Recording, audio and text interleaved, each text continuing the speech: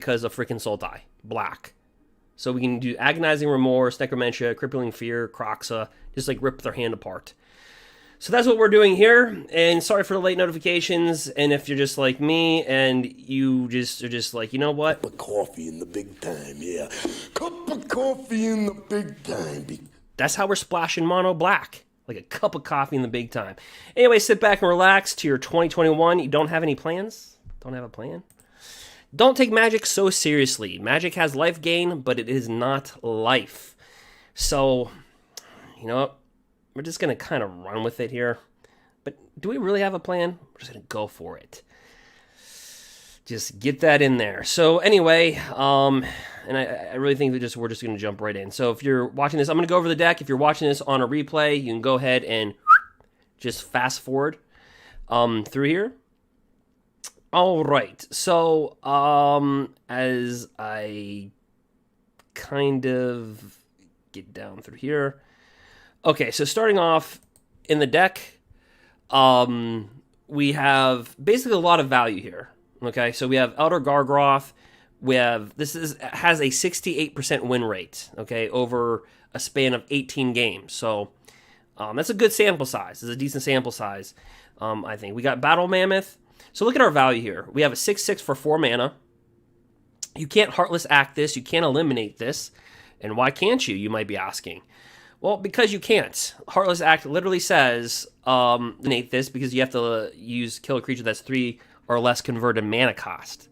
You know, that little thing that you tap mana to cast a creature for. Cool. All right, so we have Pokronos Unchained. That'd be a nice Scrabble word. Pokronos, like bam. All right, then we have Questing Beast at the 4 spot. But look at the value. We get a 6/6 with 3 different triggers if it blocks or attacks for 5 mana. We also get, at the 4 spot or the 5 spot, depending upon if you cast it for its foretell cost, a creature that has a 6/5 trample. So a lot of value. 6/6 for 4, Questing Beast for 4, for 5, 6/6 with 3 different triggers, with 3 different abilities. Freaking beast. Actually, it is a beast. This is an elephant. It's a 6/5. Then even at the 3 spot, you know, we have the Mammoth, we got Harbinger. Yes, unfortunately, at the main board, a sideboard, because of Sultai. Yeah. And then we have a 5/5 for 3, and then we have a Bone Crusher Giant. What's interesting about this deck is that with this 1/1 creature, you don't have to rely, you can drop a Lovestruck Beast down on the battlefield because it needs a 1/1 to be able to attack. You can use the adventure portion of this to create a 1/1, but also this will help when they kill the 1/1 creature, you can have another one. We have 24 land in the deck. It is going to feel a little bit weird because this is Gruul. It is a Gruul deck with a splash of black. So it's like Gruul, but because Sultai is so broken, we have Jund. Okay, so that's what we do. So when you're playing your opening hand, remember that virtually all your black mana is going to be red and vice versa. It's going to feel weird in your game ones. So this is the deck that we're going to go with. And let's jump right into some of the gameplay. So let's jump out, jump in, and get this thing going. Let's rock and roll. I'll be doing this for an hour. And again, sorry for doing this so late. Yeah. So sorry for the late night notifications if that is what you've gotten. But we're going to go ahead and jump right in.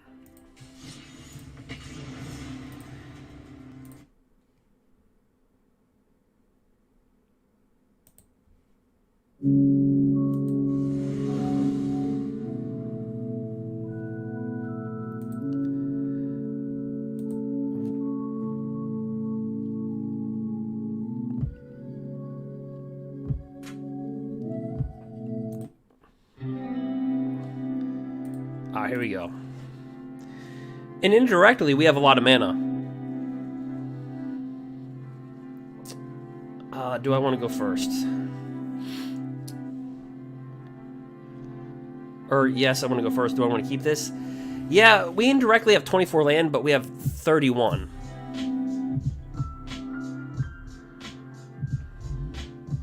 I'm gonna play this for the future.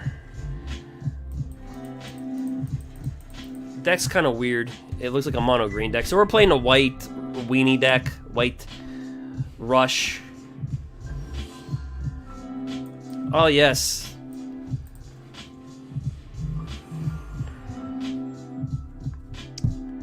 But we have our beasts.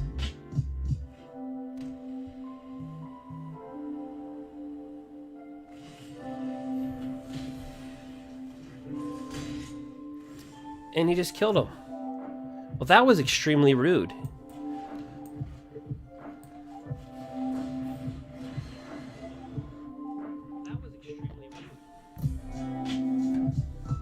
That was rude.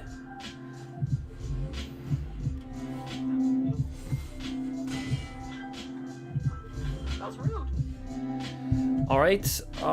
So he's got. So we want to drop this down. Actually, cancel. Let's attack first. See what creature we're gonna get.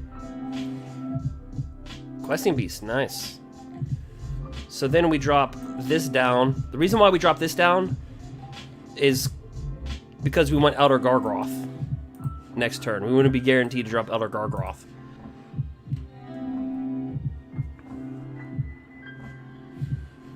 Just makes that into a 5/4 first striker.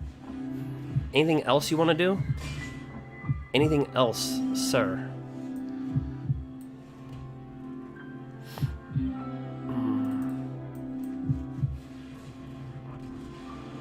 I don't know, that 6/6 is pretty big, especially when he's got Embercleave. I don't know. I don't know what's going to happen, to be honest with you. A freaking giant killer.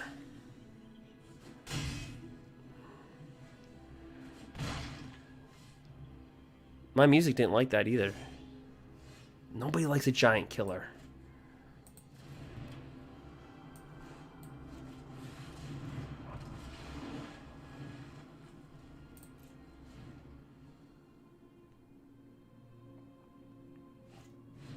Selfless Savior. Can make that to a 4/3, and I'm dead, right? Hypothetically, I am not dead. Because I'll gain 3 life.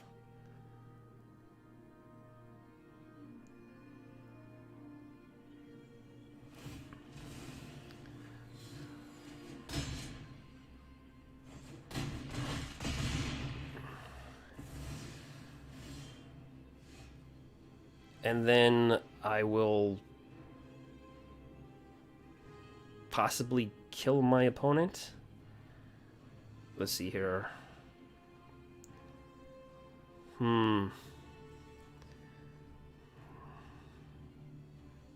Embercleave, a freaking Elder Gargaroth. We've done it before.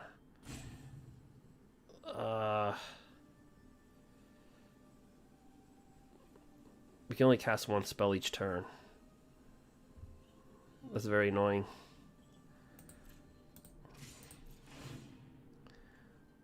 We'll gain a 3 life. You ever suck down an Embercleave on a Gargaroth?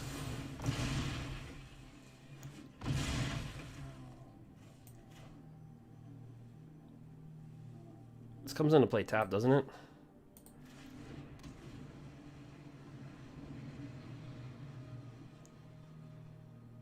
The only way he can win is if he top deck a giant killer. That's it.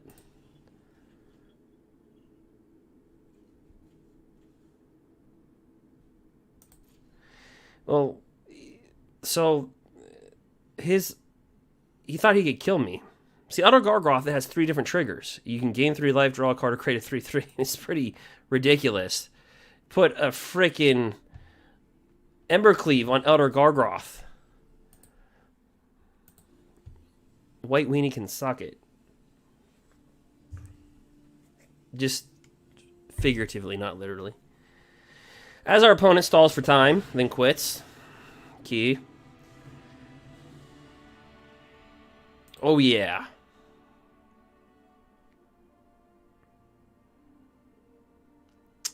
All right. So, yeah. Why so serious? Also, Toski, Bear of the Secrets, also is a 1/1 for Lovestruck Beast. This is pretty cool. Alright, he's playing mono white. We can put Crippling Fear. Just called merfolks for no reason. Like, hey! And then all other creatures get -3/-3. I think we're pretty good.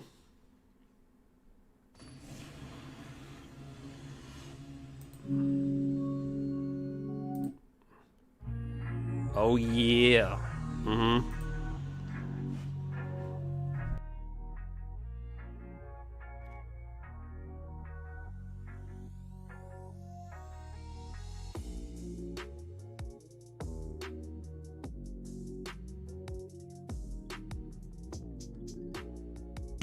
Alright, so, yeah, we'll keep it. Remember, we are gruul.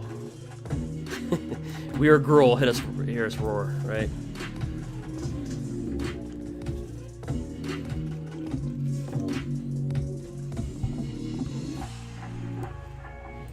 Hollow blade. How hollow is your blade? The cool thing is that you hit them on their turn. He has to tap it and discard a card. So, like, we just bone crusher it.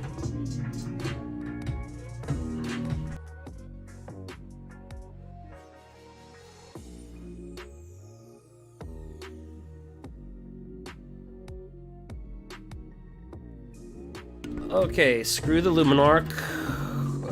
Can I react to that?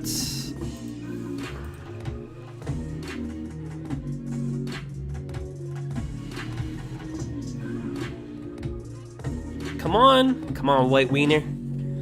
Come on.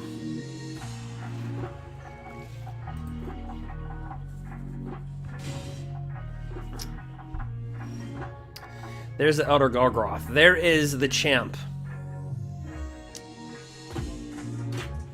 It feels weird playing with black mana just for frickin' Sultai. Just splash it.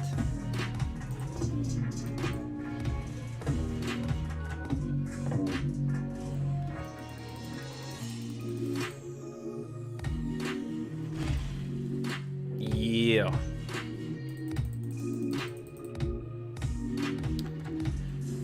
Apparition. Cool.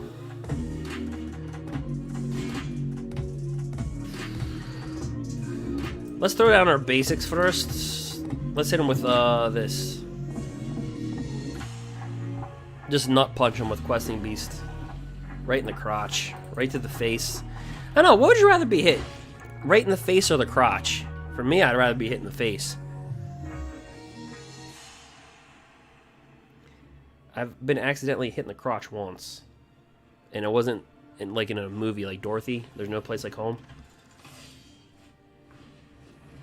Dropping down these beasts, but cannot attack because ours are bigger.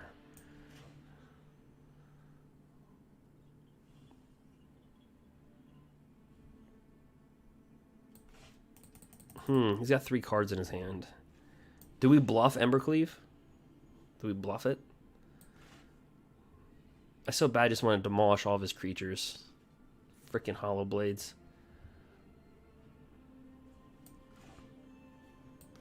The Halo Blades.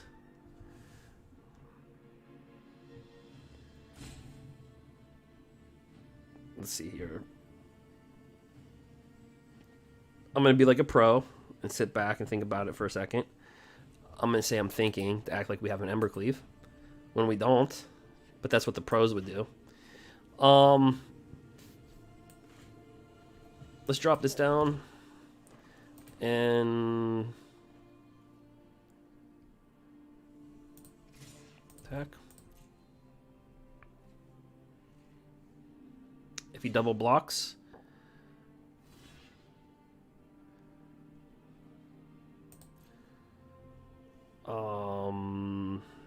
sure, that's fine. Double discard. Double it down. Discard it. Yep, discard it. Yep, discard that. Yep, where's the other one? Come on. Come on, where's the other card? Discard that shit.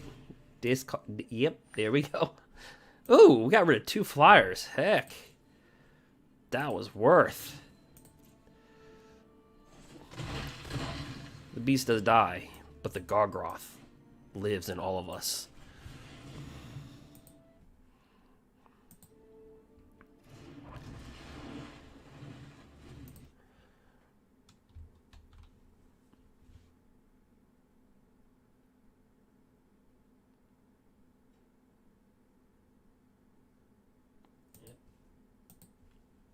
All right.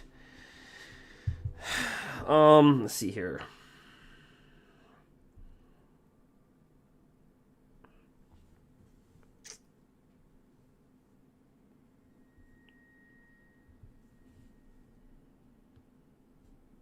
All right. So let's do. We attack with this. Oh, he's screwed.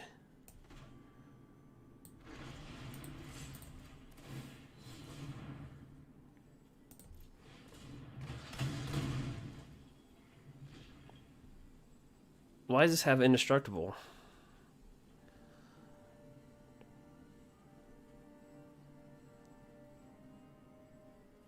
Why did that happen?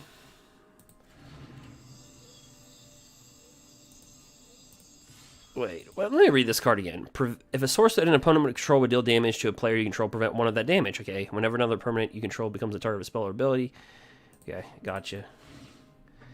Let's get a 3/3 beast.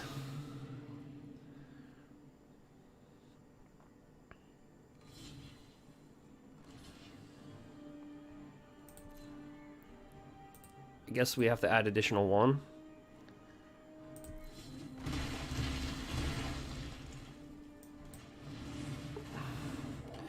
Ooh, we're just beating the crap out of white weenie like it's nothing. Done. We will now be 5-1 versus white weenie. 5-1 versus white weenie. Suck it, wiener. Okay, so let's see here.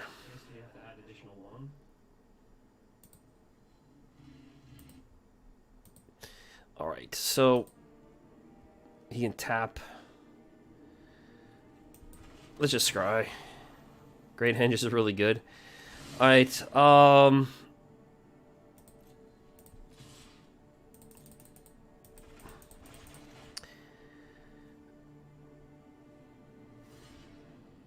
and that's good because we kill 2 creatures. Well, actually, he gets prevention of 1. He's got that enchantment out. But we do get a 3/3 in return back, so we get value there. Let's drop another Elder Gargaroth. Let's drop down this. So we are pretty good. A creature, I'm assuming it's going to be Elder Gargaroth. But do we have the Great Henge? I'm just waiting for the quit. Where is the fight? Alright, let's draw.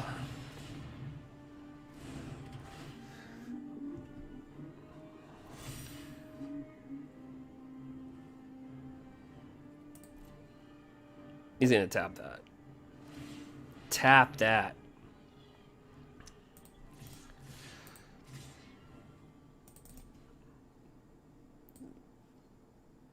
He's better off just blocking the 1/1, taking the 4. He has this out so he can prevent a damage, but he's slowly dwindling. It's just a matter of time.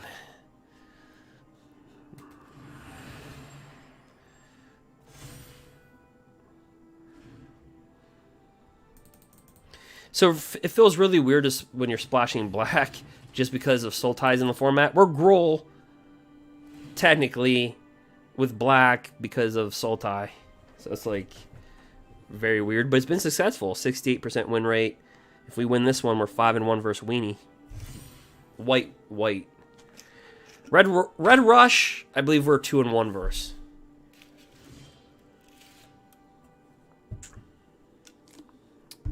We haven't played rogues yet. We haven't played versus them, so I don't know how.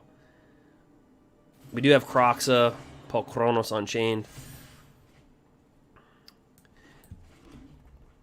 This is not a good board for our opponent. think we just blitz with everything, right? He's not tapping down a single thing. Okay, 72% win rate. My bad. We're at 72%.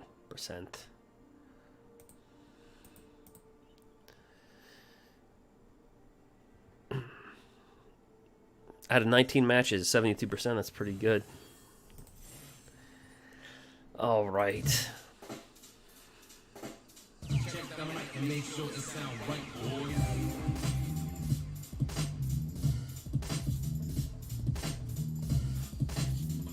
It's on my playlist. Get some Snoop Dogg in the house. I don't know. Outer Gargaroth?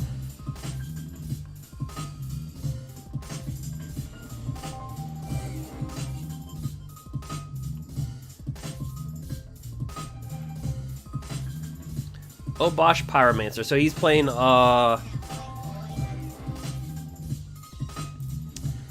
see, Radkos or Teamer. 3-color Teamer.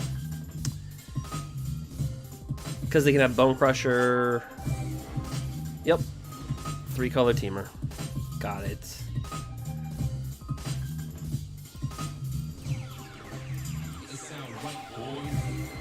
Oh, nice.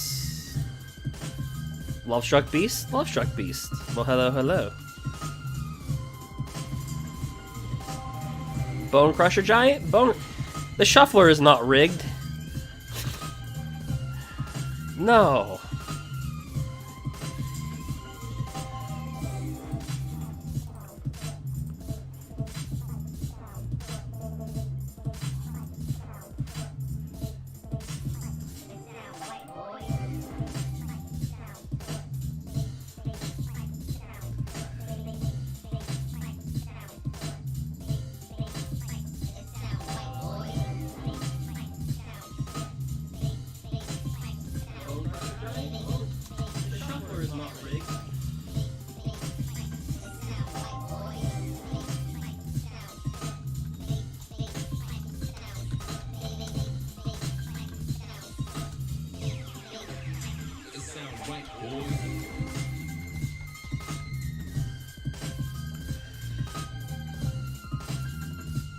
All right. Let's see here. Pass. Sorry, guys. I had to do something really quick.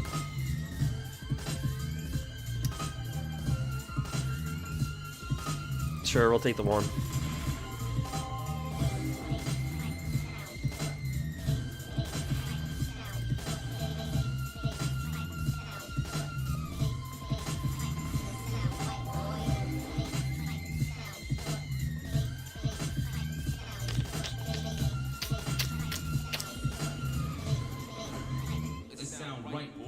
They also have like Brazen Borrowers and stuff like that too.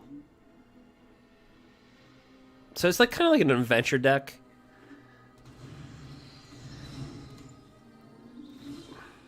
Kind of. In a screwed up kind of way.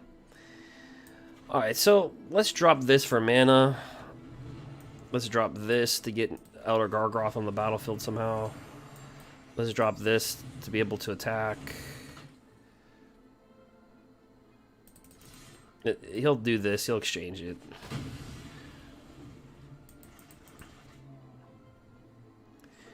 Probably a bad exchange on my part. The freaking dragon.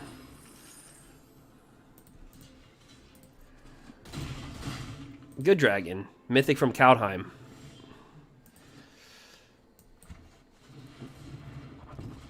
Look at Elder Gargaroth. The beast. Literally, it's a beast. So everything he does, every damage from a odd source, does triple damage. Triple freaking damage.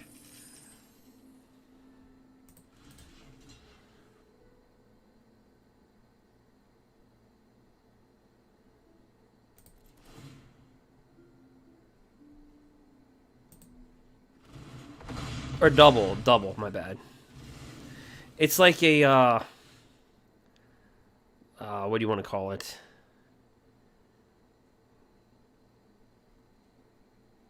It's like a Tor brand for every odd source.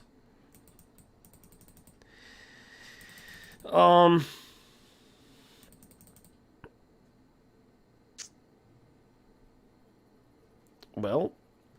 I can go in with Questing Beast. I don't know if he'll block it, but we'll try. Will he exchange Obosh for questing? Probably not. Can only try. You can only try.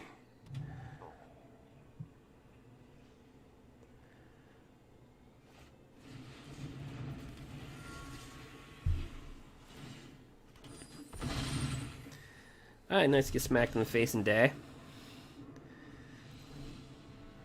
Alright, so...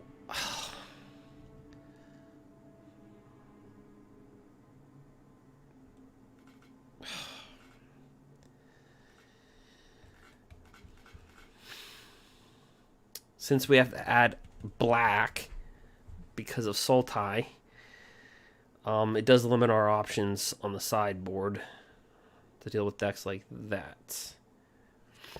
We can tear their hand apart. We can go that route. Or we can just chuck it up and just say they want first.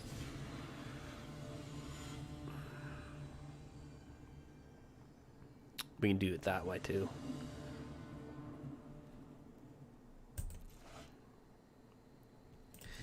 I'll keep it. We got the scry action. We can scry around land probably. Nope, question. I'll take that.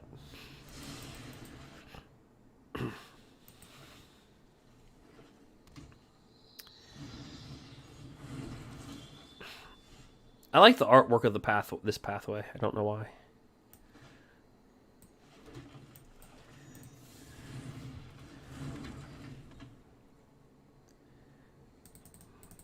I think it's the best looking pathway.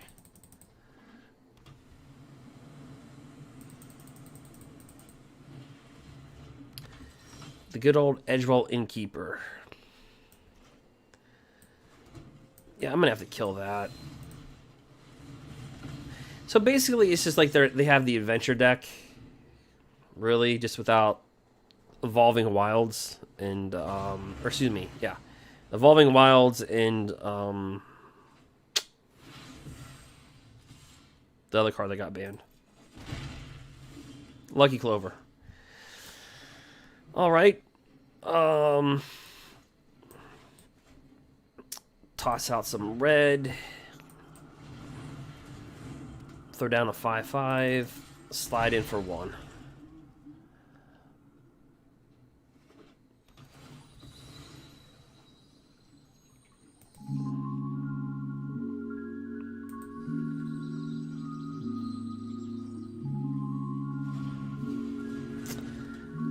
Lovestruck Beast.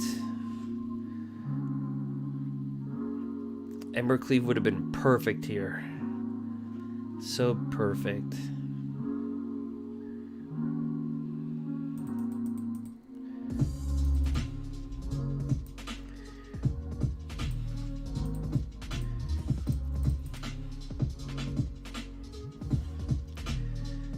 Yep. Bring this bad boy out.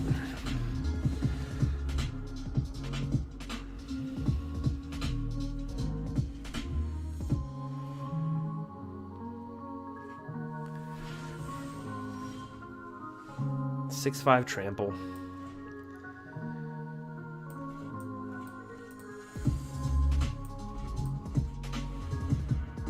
Kiddacy saw it coming.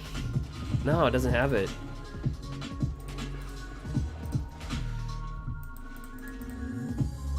It could be Brazen Borrowed, but we still draw a card. What's beautiful about this?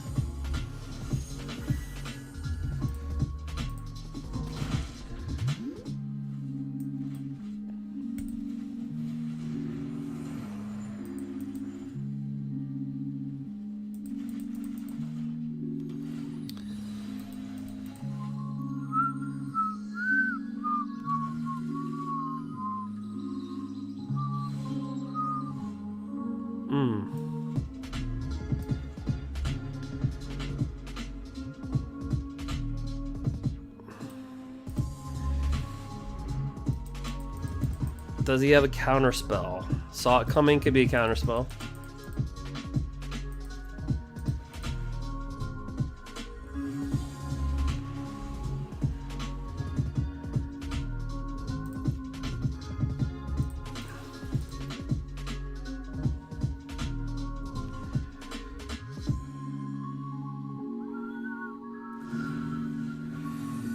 Alright, so double Brazen Borrower. Alright, we're just gonna drop down this. So he did a pretty good job with double Brazen Borrower. Again, gets that on curve. But you know what we got?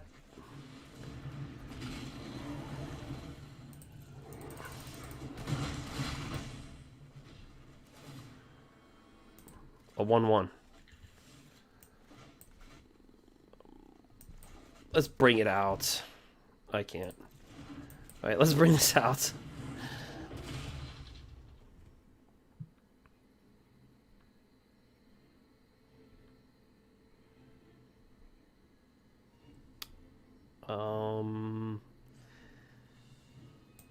Yeah, we'll end turn.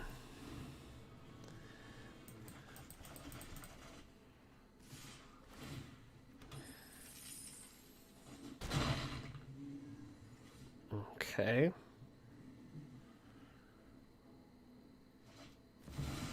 Takes an extra turn, creates the 1/1s. Oh gosh.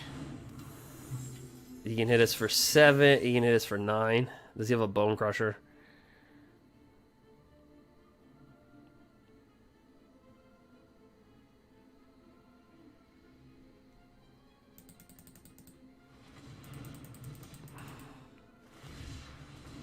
Or he's searching for a Bone Crusher. I don't know what's going on.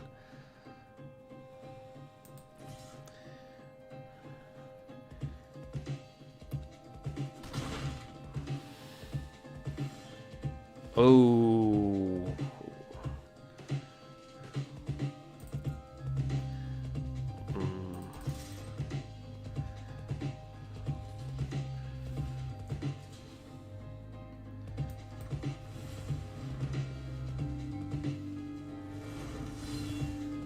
Is that good night?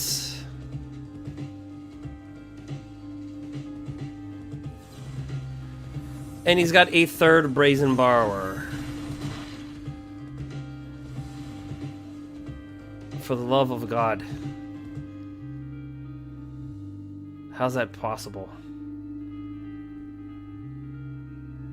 Okay.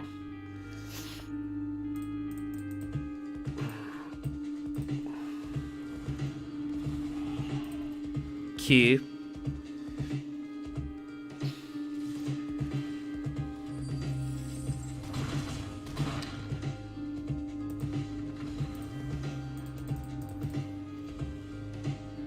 That was a pretty good deck.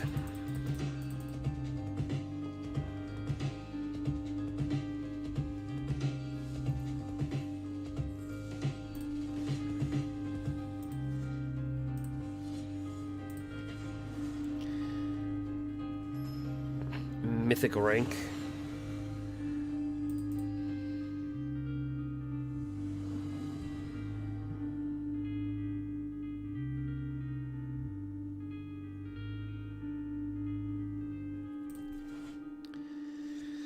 Like I said, it's a little weird because you're playing with the black. We're playing with the black just for Sultai. Oh crap! It's Sultai.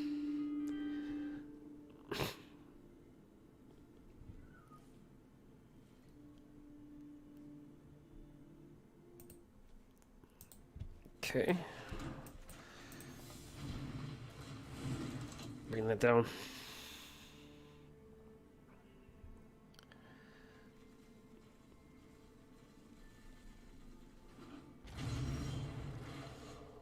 All right. Just let it... Actually...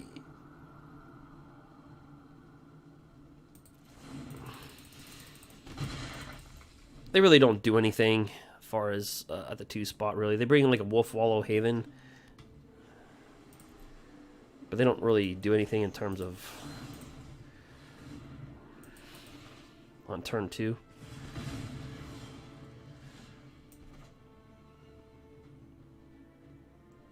See, if I rob myself a... Here's the problem here. Alright, let's go black here.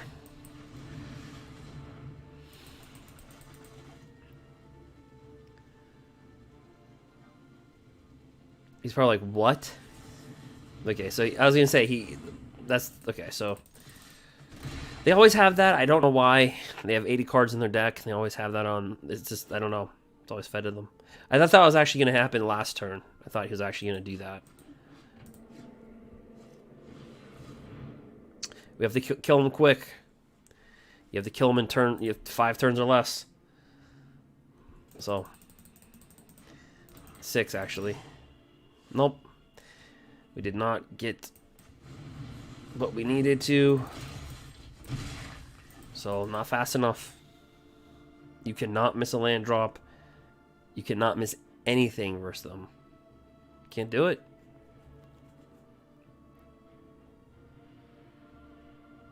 They have a card that gives them double Demonic Tutor and Fires of Intervention.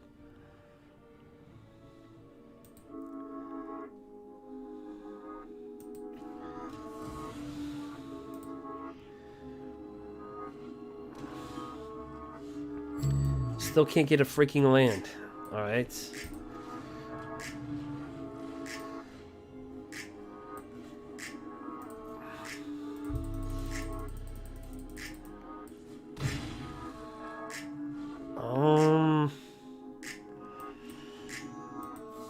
Snipe him for 2.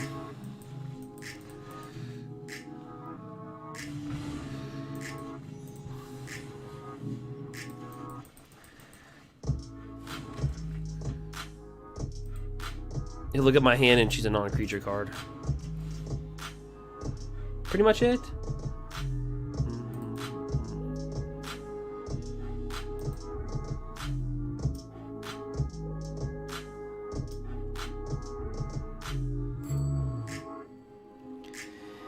And realize we have nothing but creatures.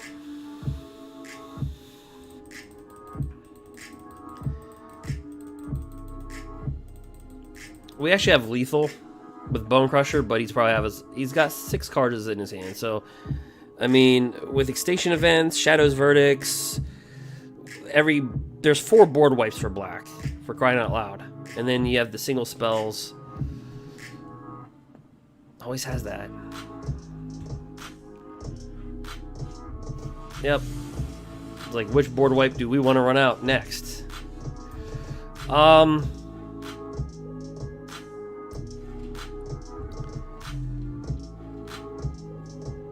Now let's bring up Pokoronos Unchained.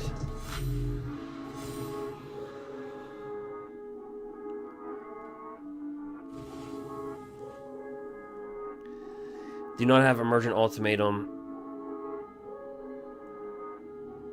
Do not have it. It's such a busted card. It's not the card that's busted, it's the fact that you can cast a double-sided card. It's the fact that you can cast a double-sided card. They changed the rules in Modern, but apparently Standard, they're just like, fuck it.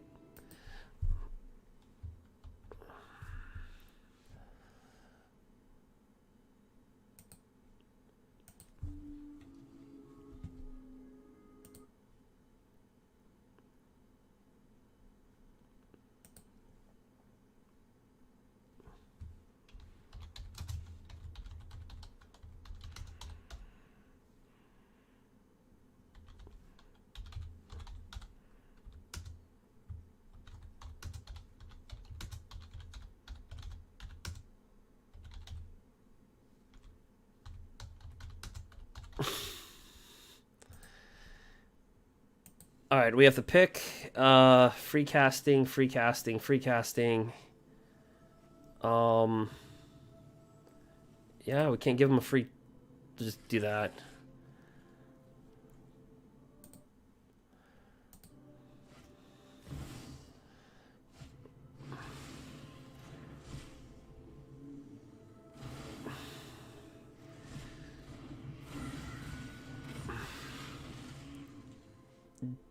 Zoinks!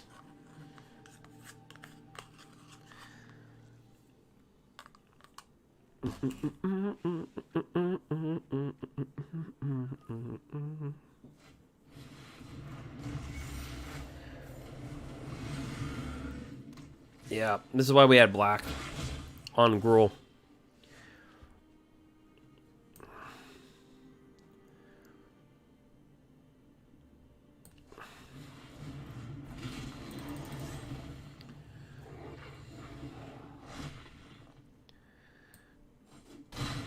Brought him down to 5. Yeah, I mean, he got it on curve in an 80 card deck. It's hard.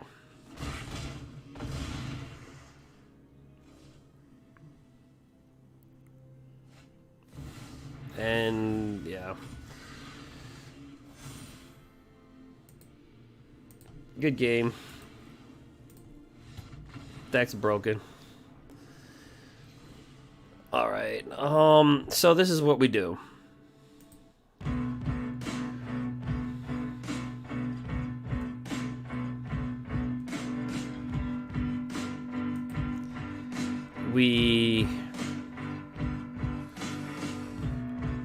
Let's face it, these don't matter. Creatures don't exist.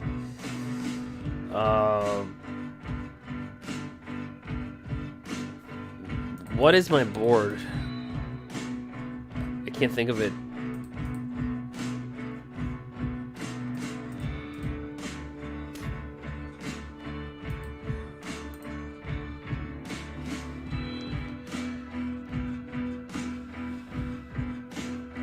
Oh yeah, I take out this because they have no creature. Oops, no, let's keep that. I take out my ram throughs. We have 32 creatures. There's our Sultai board right there.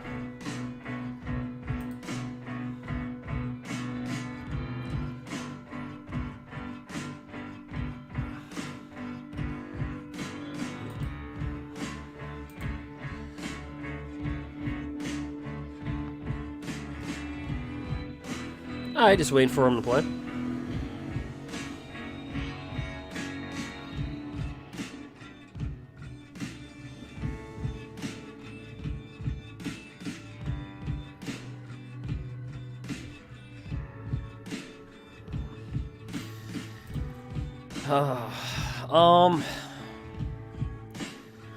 Yeah, it's a problem.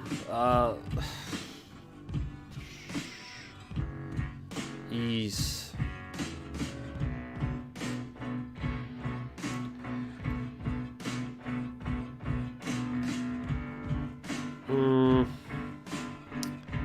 Do we keep it?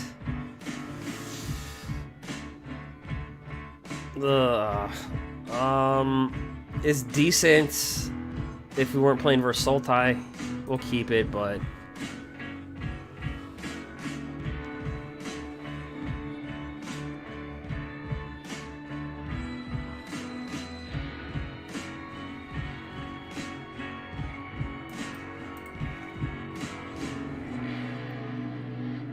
I'm not saying it's a very good keep.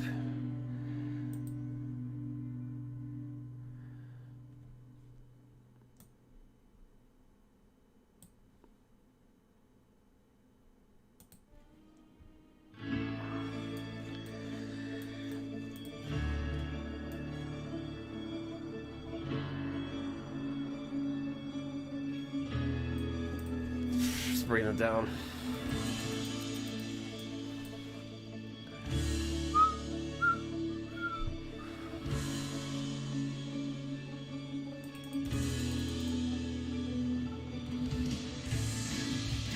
What the heck? This is on my playlist?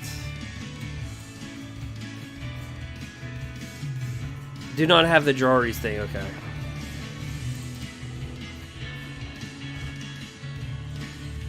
Heartless Acts. I'll let it go, but I don't know about the...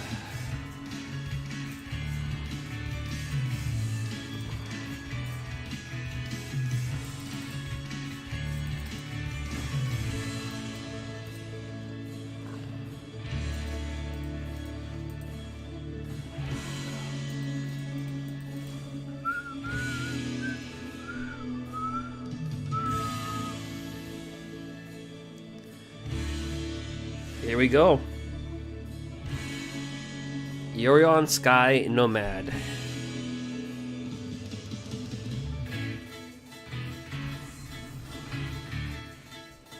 Oh yeah, we got black, brother.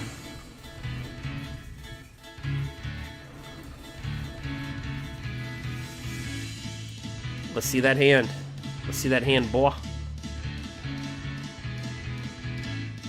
Oh, look, just freaking 2 Shadows Verdicts.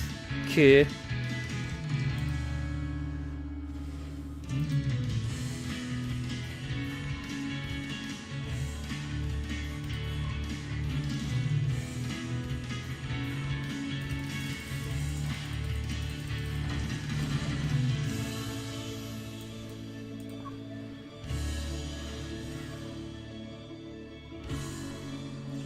There's so many board wipes.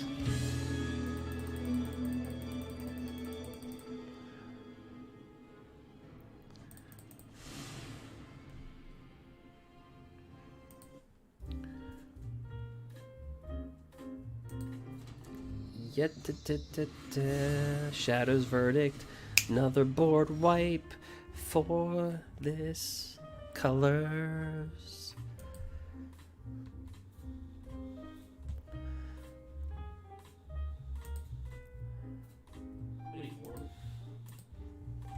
Let's see here. Bring this down.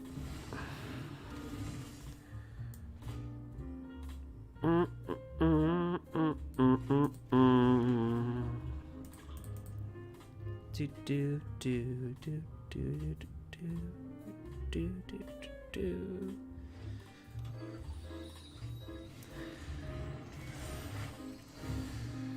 We'll draw a card.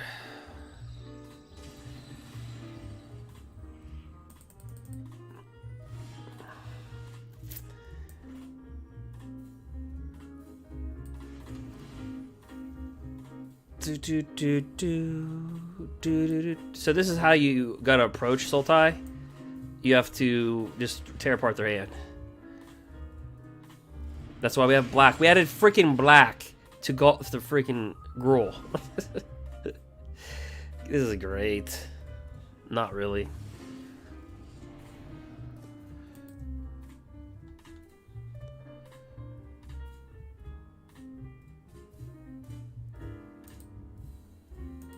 Alright, we'll drop this down.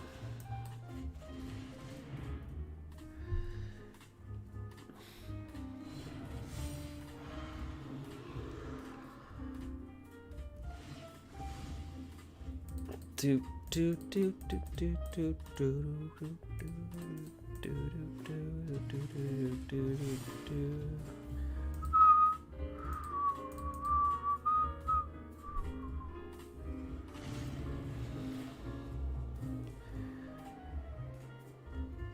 We have 4 in the graveyard.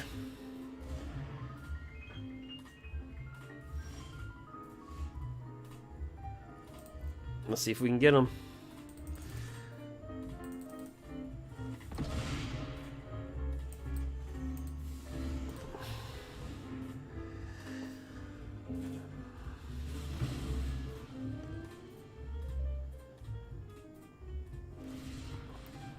Oh yeah, since we use so much mana for black, we don't have another red. Oops.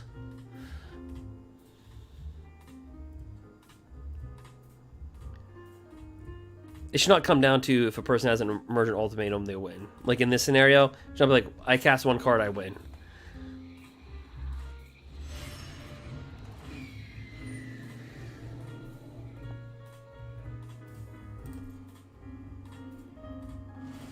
I should probably, before he draws his cards, I should probably just...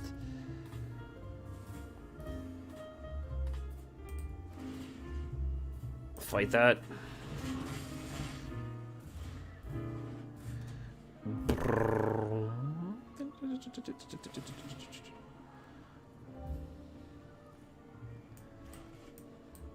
I just need like a questing beast. Questing beast... Anything but land. Well, actually, yes. And we drew land. Alright, so attack with a 2/2.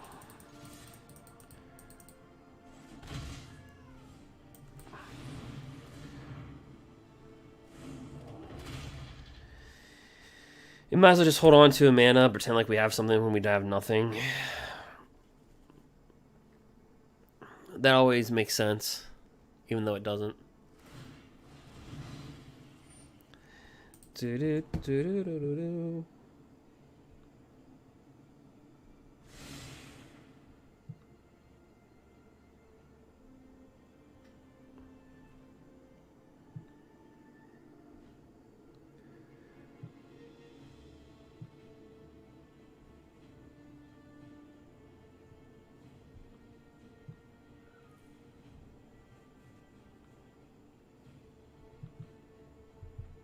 All right, pass.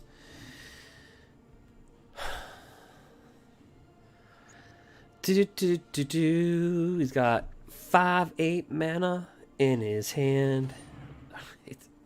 They got the whole world in your hand.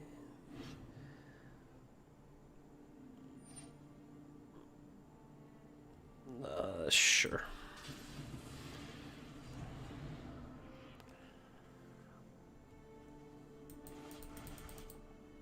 So what are we looking for? We're looking for a questing beast. Basically, we're just looking for a questing beast. That's all. We'll follow Haven, okay. Oh, let's attack first.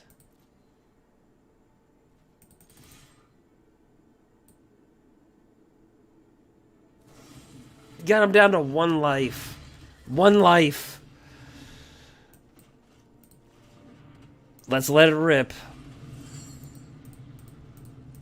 This is why we add black to Gull to gruul. This is why. This is why I like. This is why. This is why. This is why. This is why.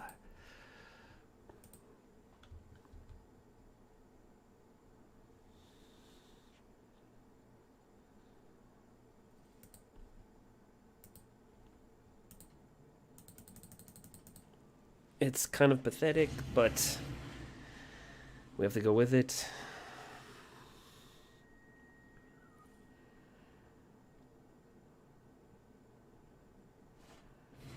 And a Shadow's Verdict.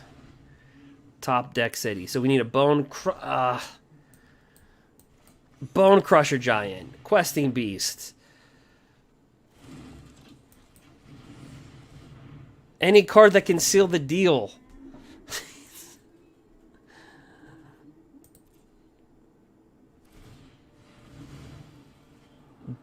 Don't you dare get that ultimatum. Don't you dare get that emergent ultimatum. Alex, no, this is standard.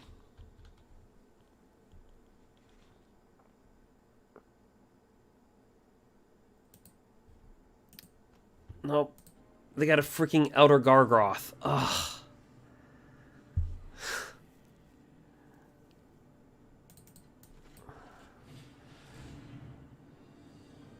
Great.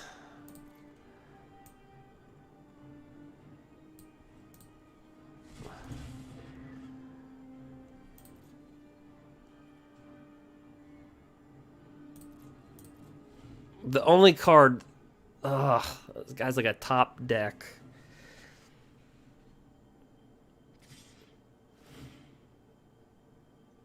No, I haven't. I haven't paid attention to that. But no. I have not.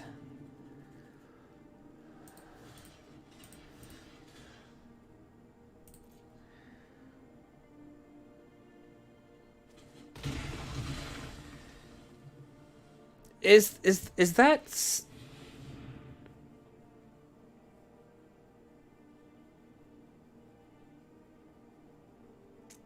That kind of makes sense. Oh, he's got an emergent ultimatum. That means a good game. One card should not be able to dictate that, but unsadly it does.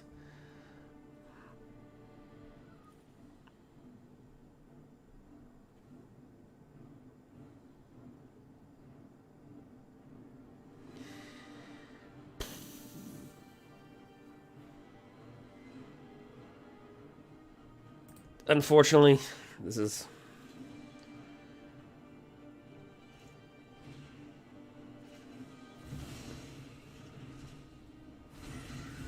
Oh, okay. So, like, basically, it's just, like, double masters. Or, like, eternal masters, basically. And they're just using, like, a different name. Oh, we can still... Oh, how did we survive this? Oh, right to the face, game 3. Have to add frickin' black to a gruul deck to play Sultai. Oh.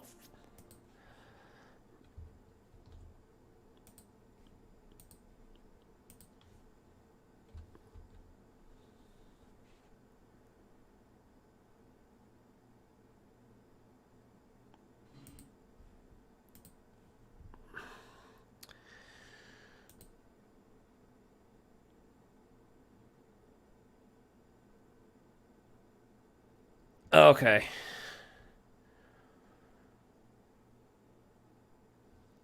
So they're just gonna slide in kind of like I don't think we change our hand here. So they're just kind of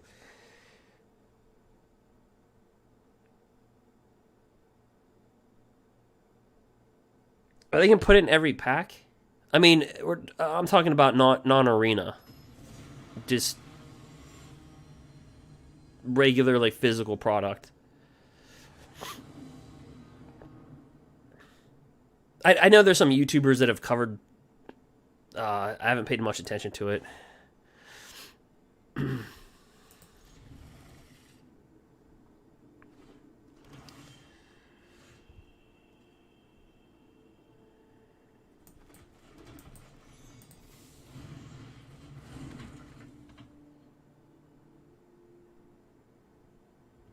Okay. That's a pretty good deal, depending upon your odds of getting what's what.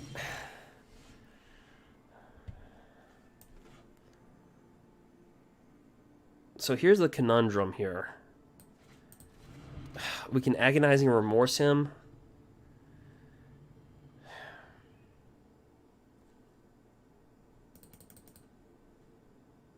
I mean, turn 4... I don't know. I'm going to drop this.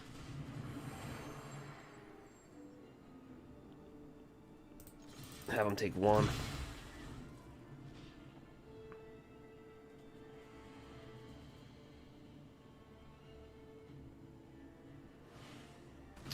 Yeah, I could see that. If it'd be a good move to do historic to put that in. You know what? This guy's just doing way too much funny stuff over there. I want to see his hand.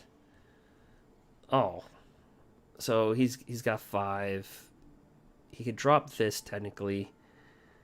Then he can drop this. So let's just take out this Yorion.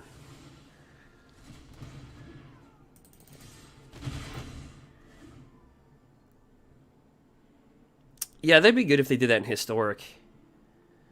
So we freaking run black so we can just look at their hands and get Yorion out. Unfortunately, there's no Emergent ultimatum. We need a red mana. Cool. But yeah, if they with the new set, yeah, if they put in something like for historic, that'd be great. Valki. Ooh, they actually have to cast Valki. They're not Emergent ultimating.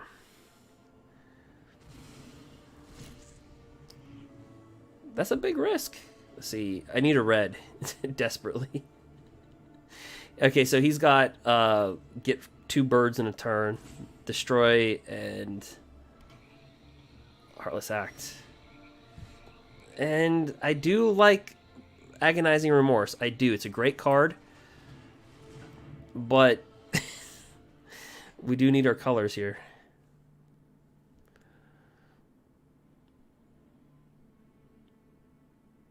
Let's see. Yeah, you're right. If you would have took Bone Crusher, because if I just drew red, I would just kill that Valki and just get it right back. So let's just take out all of his threats. So far, we were able to take Yorion.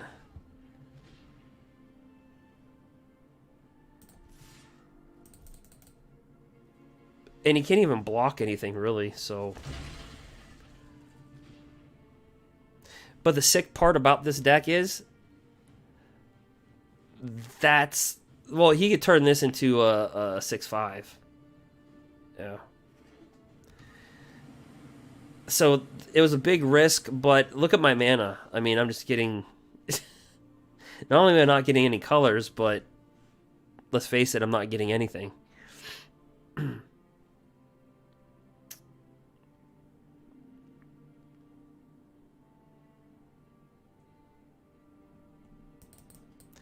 I'm not getting a darn thing. He can literally just pay 5, and and let's see, he's just gonna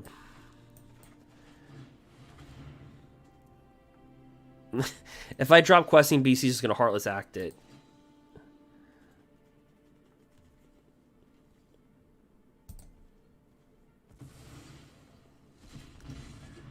If I attack, he's just going to flip this creature over to a 6/5.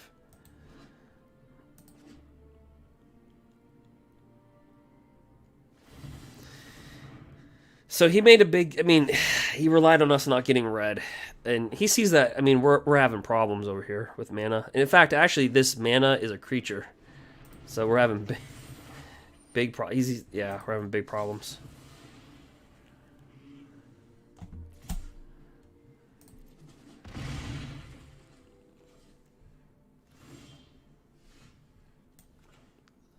It's a little bit too late.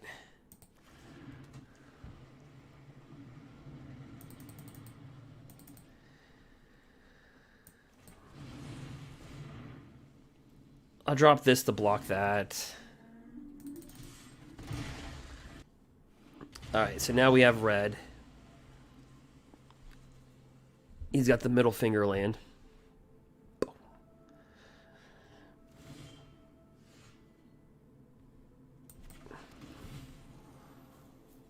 Mana's good. How many creatures? What do we have in our graveyard? 4.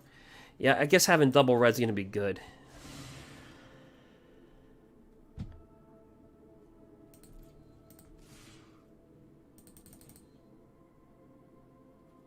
Oh, he takes it.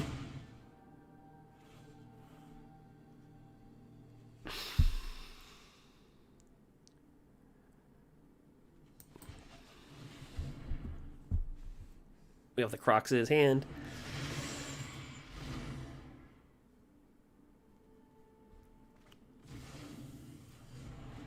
My fear is he's got that... Why did he's got that double get additional turn? Did he like top deck that? Because he didn't block the Love Struck.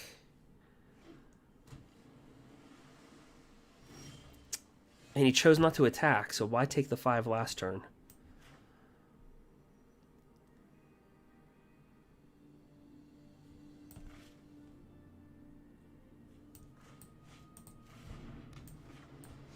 We're going to drop Questing Beast.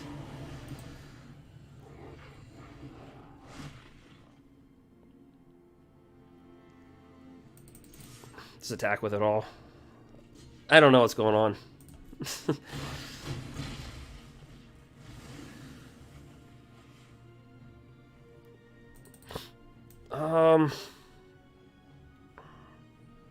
Actually, I'm going to leave this 2 open. Done. 70% win rate. Sultai.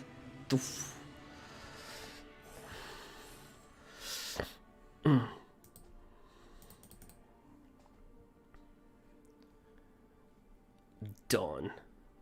Finish him. Mortality. Or whatever. I don't know. Mortal Kombat.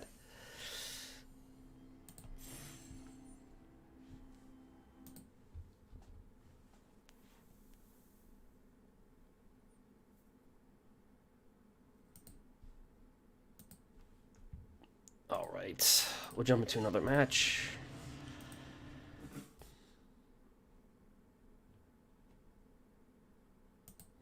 Yeah, that was weird though. What his sequence of he took a lot of hits.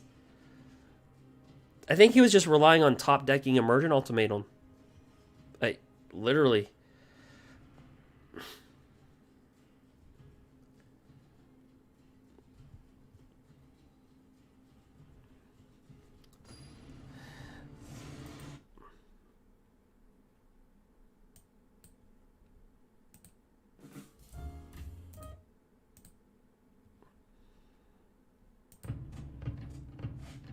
All right, so here we go. Another. Are we playing Sultai again? Oh gosh, here we go.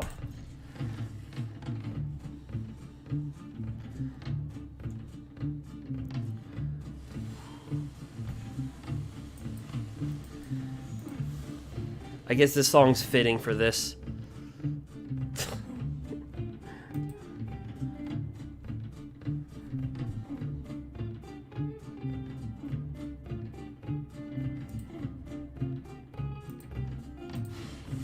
Alright, so it looks screwed up because we're adding black just to play Sultai. So it feels weird. You have to remember, we're gruul. We're just a gruul deck.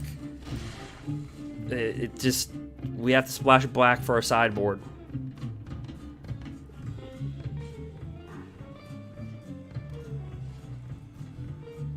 And we do have Kronos Unchained, but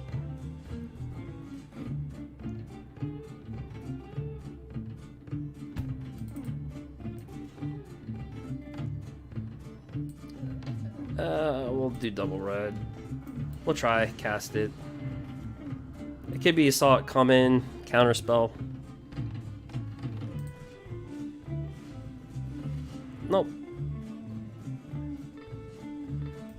Look at top 6 cards for instant or sorcery. And Bone Crusher. Love Struck will not live. It got an eliminate.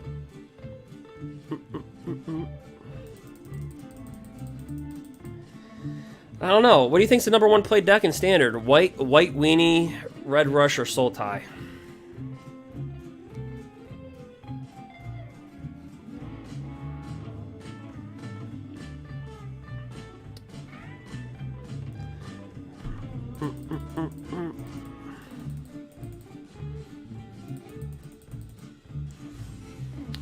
Yep, he dies. It's got to be somewhere. So this card is utterly useless in this match.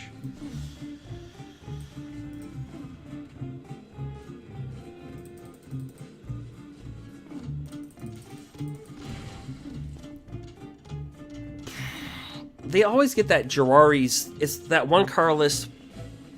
I'm just gonna hard cast a Bone Crusher. Oh, Lex. Okay, you don't play Standard. Yeah, it's got to be toss up between White Weenie and Sultai. And the only reason why people are running White Weenie is because of the Sultai deck. Because they're trying to kill the opponent as fast as they can. So that's what happened with Wilderness Reclamation. Like, what, 6 months ago? Everybody just started running White Weenie, Red Rush. Just to be, because you have to kill them within like 5 or 6 turns or else you're dead. So we're kind of seeing the same thing here. So what is your favorite format then, Lex? I'm going to guess Historic.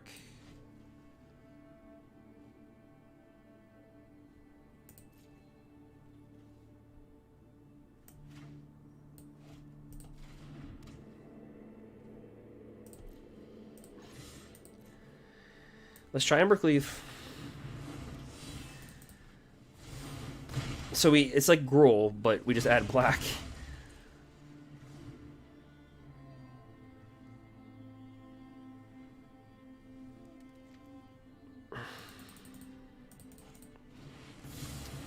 There's the verdict. So black has 4 board wipes in Standard.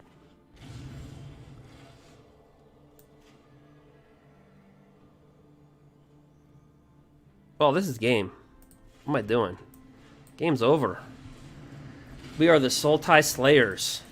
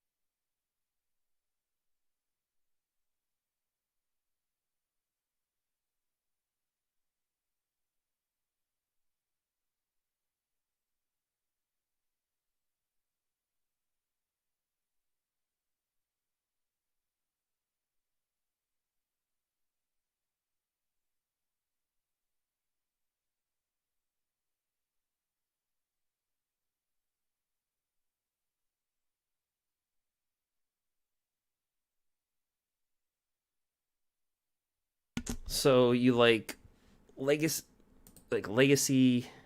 EDH, modern, historic, everything else. You're like standard is last on the list. All right, so our Sultai sideboard. Okay, ran through. We don't need those, so we have black just for freaking Sultai. This doesn't matter. This doesn't. Well, so we'll go 4 remorses. Do the whole. This guy right here. Do 3 Kroxas. Okay. We have 32 creatures. The whole point is, off of that Tosaku Bear of Secrets, you draw a card whenever a creature deals damage, and we remove cards. So we're surplusing. That's all we can do. Hey, what's up, Just? How you been doing?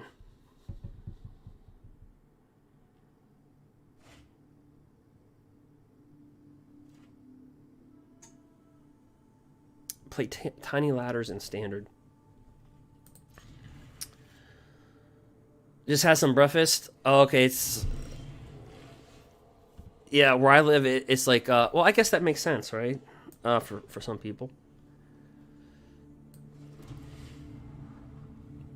Where I'm at, it's late, so it's like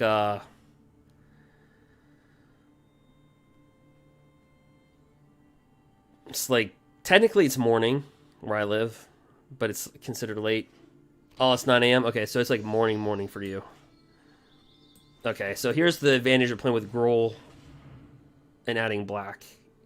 And look at all the board wipes. Look at it's like how many board wipes did they want to give black? Seriously.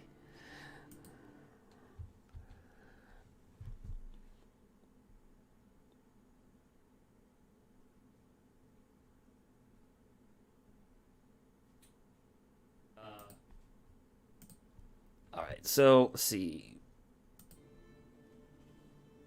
He has so many board wipes, so many kill spells. I feel like Extinction Event.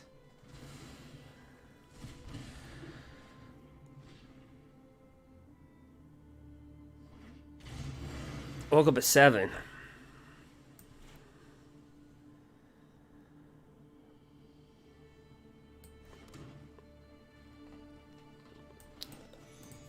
Okay, he mainboarded a lot of.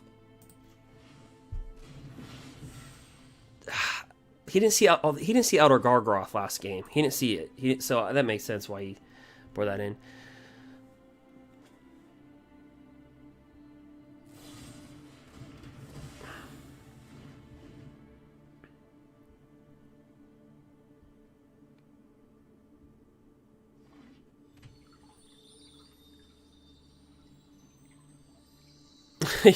Oh wait, Lex, I just seen your comment. You'd rather play tiny. Okay. Is tiny leaders like a game? I'm assuming that's an insult to standard, which I wouldn't blame you.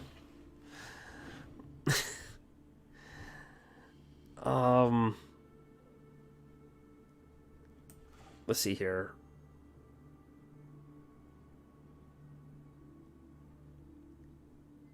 All right, we have a lot of green out, so I'm actually gonna have this come out as black. This is so weird. I have to play like this because of it, because of a deck. Okay. All creatures.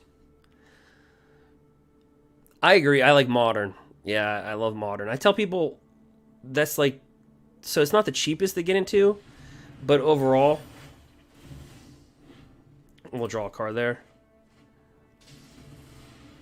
Overall, the long term, it doesn't rotate.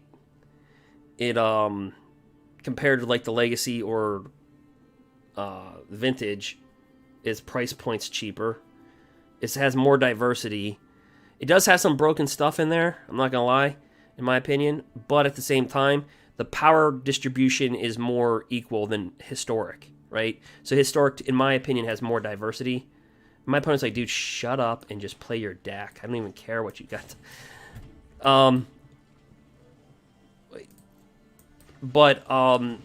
So historic to me has more diversity than standard, but the power level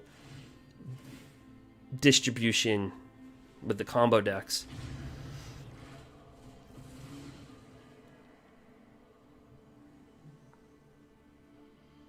Oh, okay. Wait, you can build a modern deck for 20 bucks?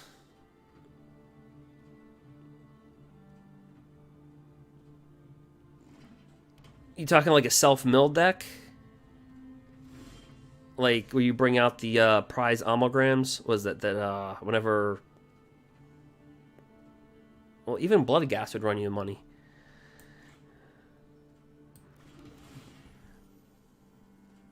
My opponent's probably like, I still don't care. Alright. Okay, so he's doing this.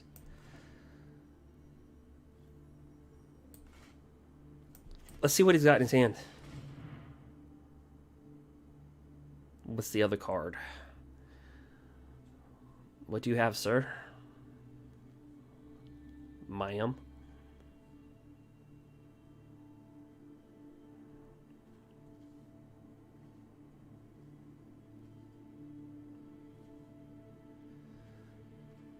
Ooh. I don't want him gaining a bunch of life. I think what I'm going to do is I'm just going to have to play around that Shadow's Verdict. Yeah, you can send a list. I can't. It's hard for me to think of a deck that could be 20, even 30. But it could. I guess it could be possible.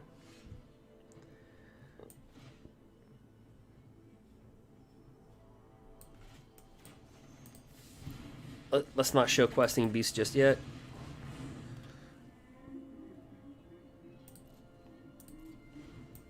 And our opponent still at 20 life. We just managed to remove a lot of cards out of his hand. And he's got that. There's so much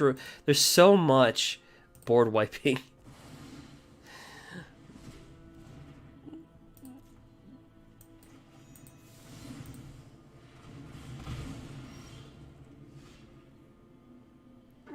Alright, let's push that other card out of your hand.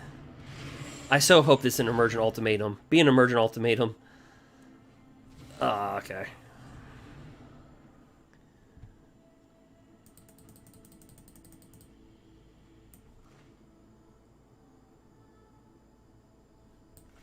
We'll do this.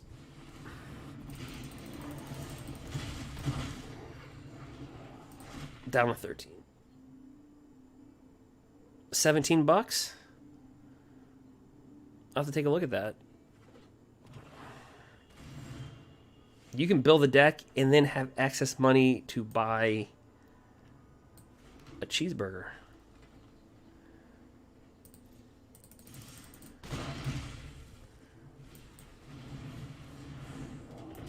We're just going to go kamikaze here. Did you draw it or not? Did you draw the ultimatum or not? Did you get it or not? Suspense. Dun dun dun dun dun dun dun. I don't know what good game means. You have Emergent Ultimatum. Alright. Typically it means you win.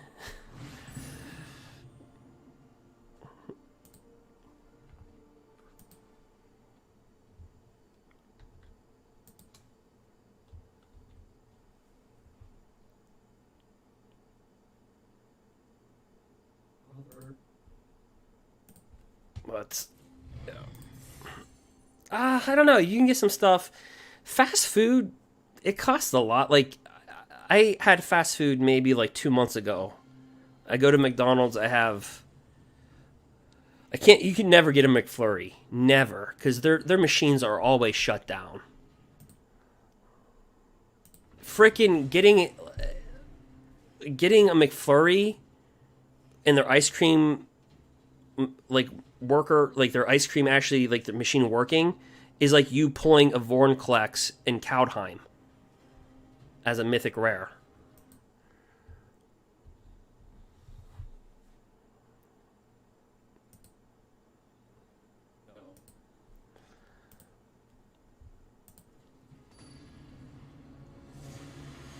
Oh, they work? Oh, it's $5.50 there. Oh, no. Cheeseburgers here, you can get them on the dollar menu. No, I could get... This is what I ordered. I ordered 2 cheeseburgers Excuse me, it has to be a hamburger. If you want the cheese, that's going to cost you. That's not on the dollar menu. You have to get a hamburger. That little cheese, that little pickle.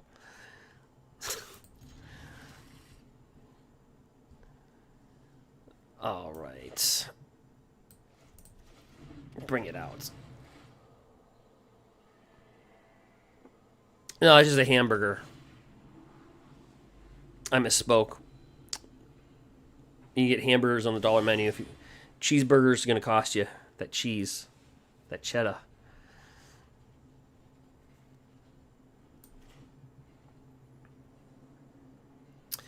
They might. I don't know. Like, well, they don't have, like, compared to, like, a Big Mac, yeah.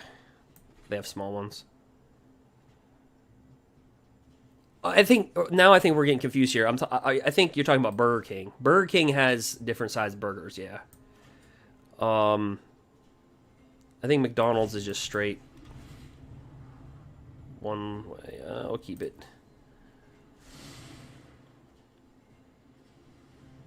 Oh, really? And he's going to pluck... I should have realized he was playing rogues.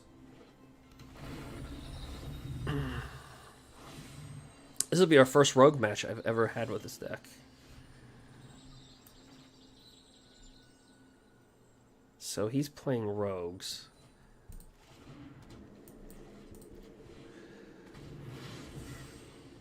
Yeah, like when I went to McDonald's, I was saying is I had 2 cheeseburgers. I tried to order a McFlurry, but of course you can't order a McFlurry because here ice cream machines are broke. So all the time. So then that screwed me out of a value meal. So then I just ordered like 2 cheeseburgers, like fries, and then I think like a medium Dr. Pepper, and it cost me like $7. And I was like, I can make 2 fillets of fish, like natural wild caught salmon, and a packet of natural rice for like $5. It's like $2 per salmon and $1 for a packet. You have to cook it though. That's the hard part. Let's see here. Okay, now remember, we have to think that this is gruul. Okay, we're just splashing in a 4th color because of Sultai, which we've utterly had success with tonight. Verse.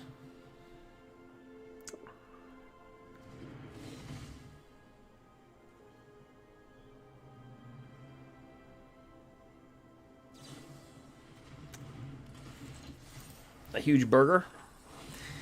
Yeah, when I was younger, I did the whole... I would eat Burger King, I would eat Taco Bell. I would do all that, and then... Especially when I was, like, a teenager, like, I would... Because you're thinking... And this is how teenagers think. You're thinking... Now, even when you're weight training, this is what you're thinking. When you're, like, 14 years old, you're like, oh, this has got, like, 30 grams of protein. Let me eat the Whopper. Why not?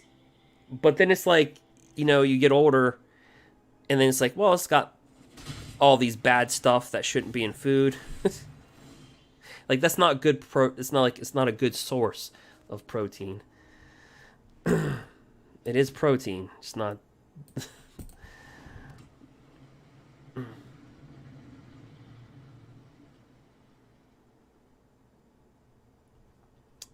Yeah, it's unhealthy. I can kill a lot of his stuff right now, but does he have a kill spell? Let's test him. Is he going to block this rogue to this? Can I Ember Cleave it? Okay, let that resolve. Draw a card. Before that dies, let me kill the rogue.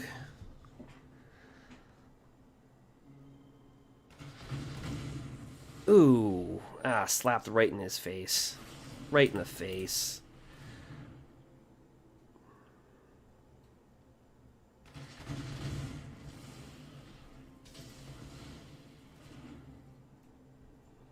Right in the face.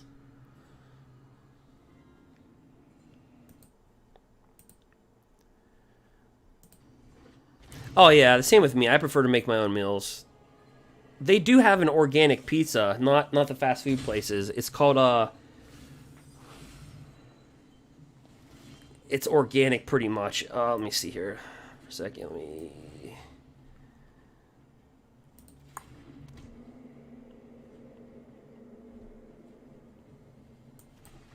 drop an outer gargaroth. Maybe this gets countered. It's called Amy's. Eggs with mushrooms? Nope. Never tried them. Drop the gargaroth.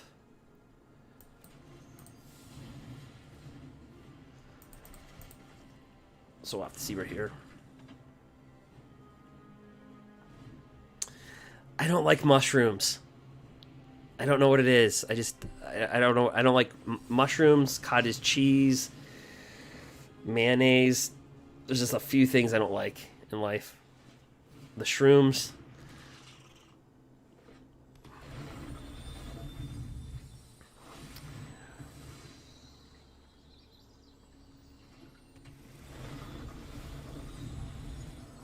Oh, we got Kroxa Unchained in the main board.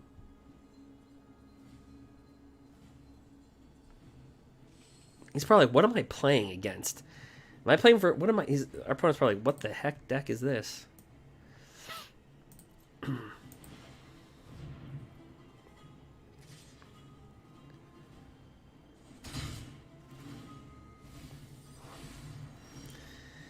Yeah, I don't know what it is. I've never liked mayonnaise. It's not something like I grew up like hating or something. I just never liked mayonnaise. I never liked mushrooms, and I never liked cottage cheese. I want to like. Let's see, 1, 2, 3, 4, 5. 1, 2. We can bring the Kroxa out.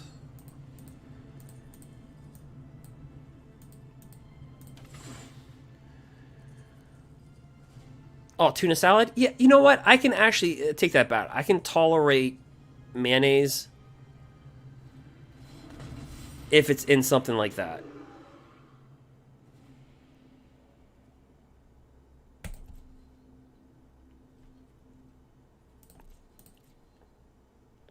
Very little bit. And I guess deviled eggs to an extent.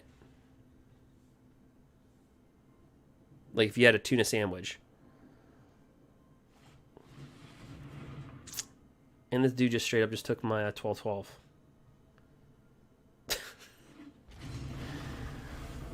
Well, that hurt.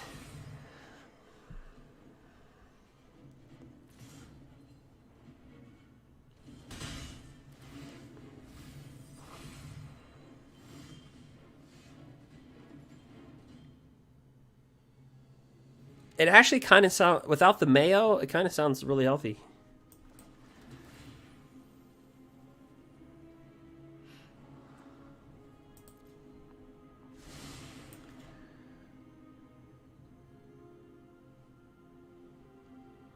You know what? And the stupid part is he's got the mana to actually. Oh.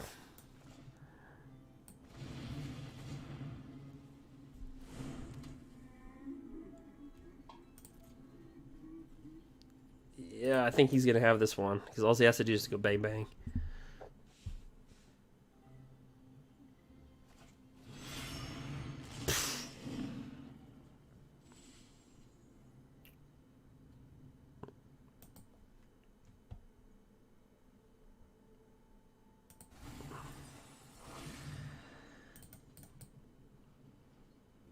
That is an ugly board.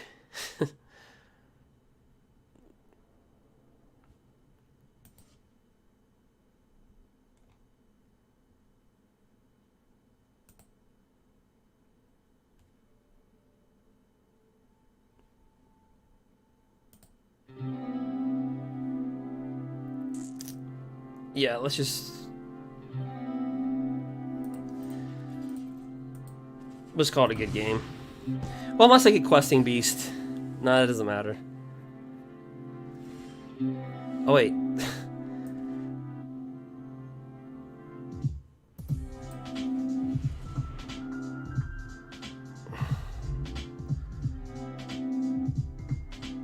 I didn't mean good game, like, I didn't know I was going to top deck a questing beast, but he can still kill it.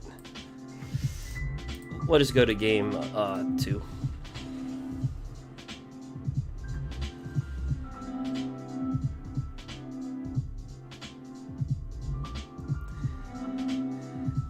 I don't have a rogue sideboard per se.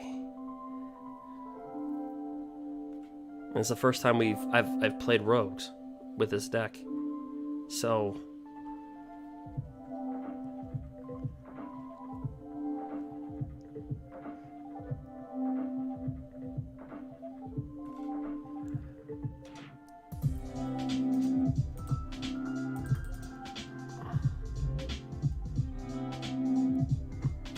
I don't think the Great Henge is going to do anything in this matchup. I don't think these are going to do anything.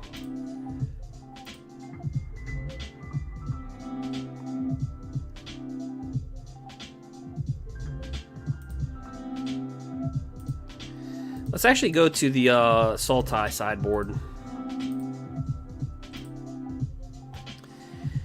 Try a Death Touch deck. I tried a Death Touch deck with the Flynn card, and then that one rogue that gives all creatures Death Touch. Unfortunately, standard... You would think that deck would be good. It is not.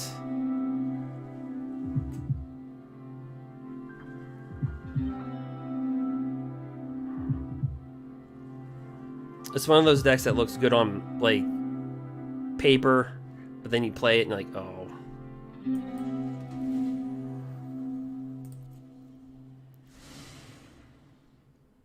It's done you good so far? It didn't do me much. Not here, not in Diamond. It didn't do me anything. Well, that is a really good opening.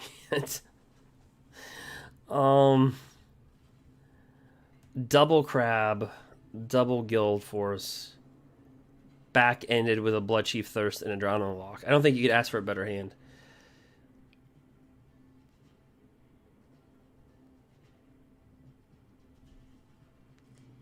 I mean, I'll take the Drown. It doesn't really...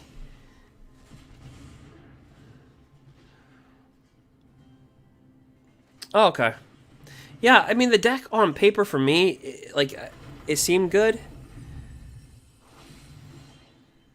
But I also ran it as a Jund deck because of that Death Toucher that gives all other creatures Death Touch.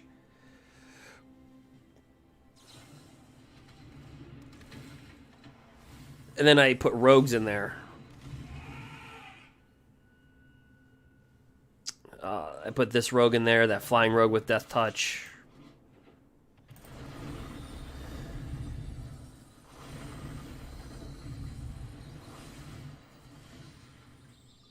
Yeah, I can take a look at the graveyard deck. Yeah, the modern one that you sent.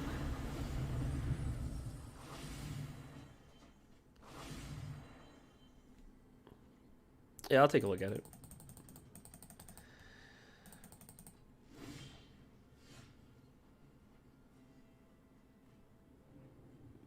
Okay, so we survived the God Hand that this guy had.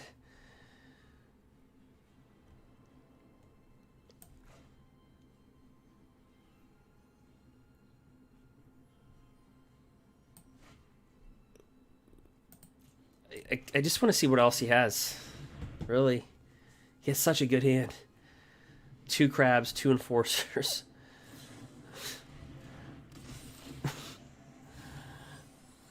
I don't think you can get any better than that for rogues.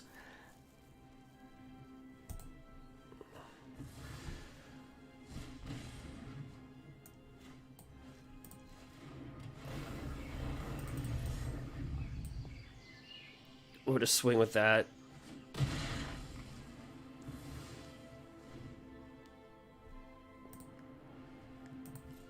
God, he had a God hand.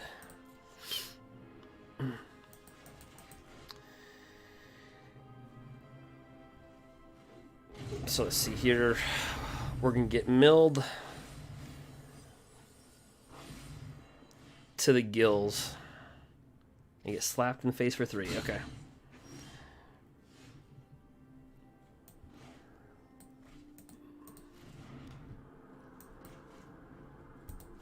Actually, I should have played one of these. Let me play one of these, actually, too. So luckily, our Sultai sideboard can deal with rogues a little bit.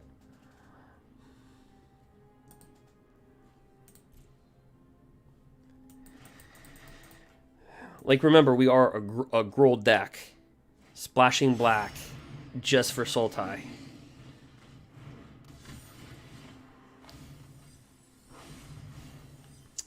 Yeah, he opened really good. He had 2 crabs, 2 of these. What else did he have in his open? Because we agnozing remorsed him. He had 2 of these, 2 of these. Yeah, it's just a pretty good hand. I'll trade.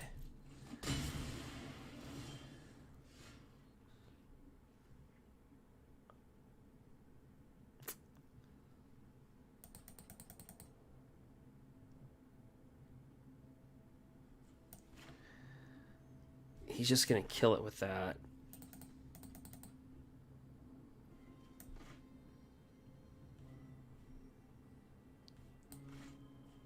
Yeah, I think we got no choice but to cast it. Even though he'll kill it.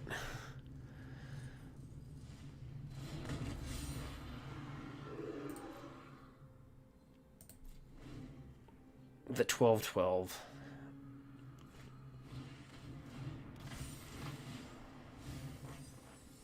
Got 13 left.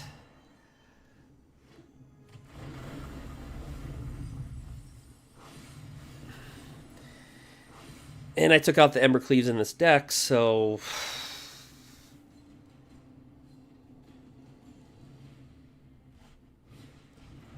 And why not? Why not? Yeah, he's got it. Just a really good hand. I just want to get that out of his hand. Just it has no impact on the game whatsoever.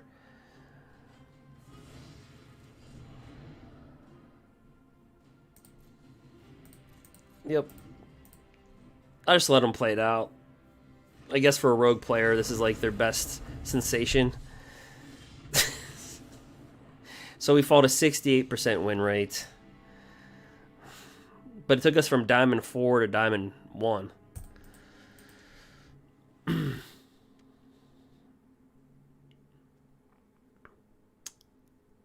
I do want to be famous, not for this, though. Not for that. I know what you see, yeah. They'll always come in. They'll always come in. Every once in a while. They're like, hey, you know what?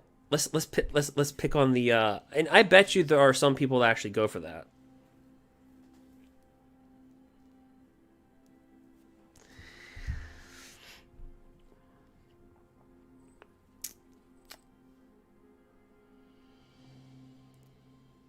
Yeah, I could ban it, but I think most people they'll just have like another one come in. It's not all the time. It's rare. I put it this way, it's not like rare, but it's not uncommon.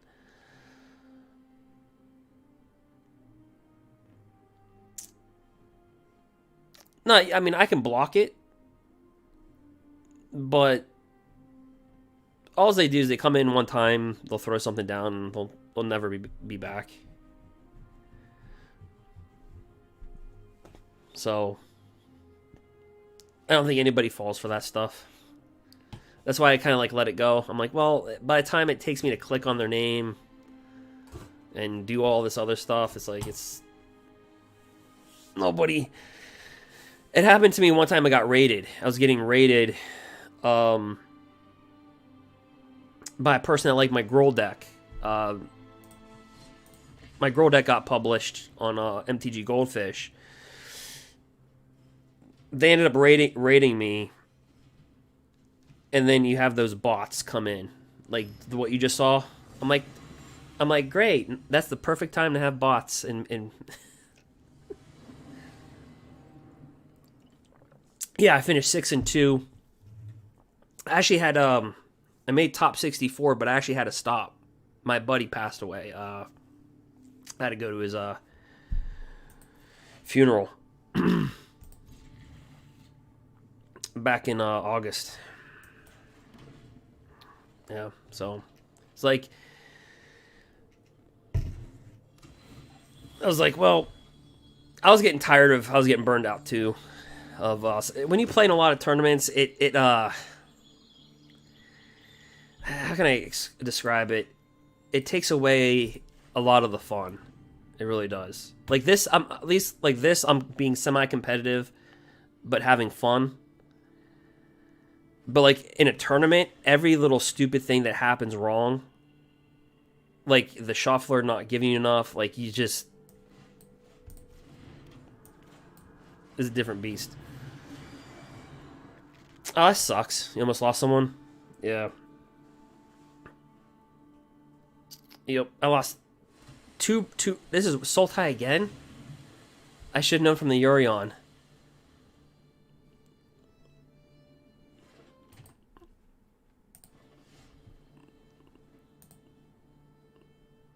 It's those black border lanes that throw me off, because they don't look like they're, like, okay. Alright, so let me attack with this guy. See what we get. Last week.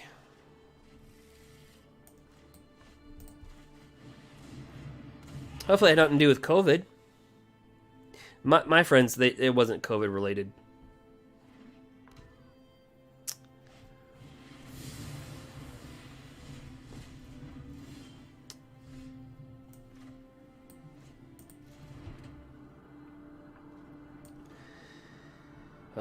Elder Gargaroth.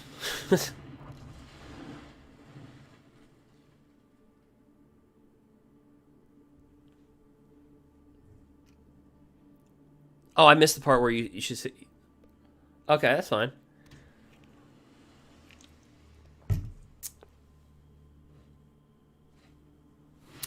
Let's see here.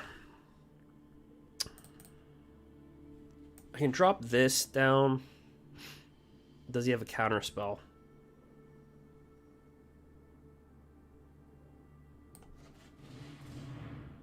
Well, he would counter that. Most definitely. Yeah, I play in real life.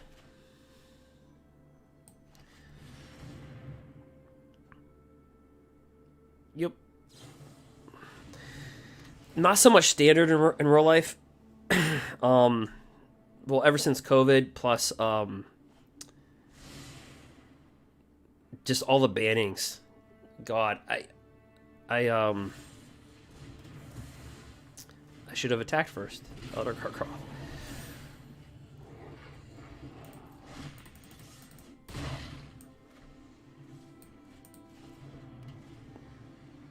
But yeah, I do. I'll play the modern deck. I have a 4-color mill deck that I play in modern. Wasn't cheap to build because of the fetch lands and all that. But I had to play 4 colors.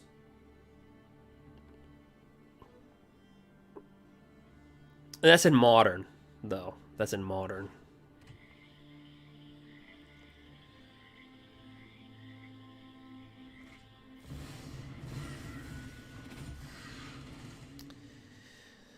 And people would ask, like, why do you play 4-color mill? I'm like, meddling mage, assassin's trophy.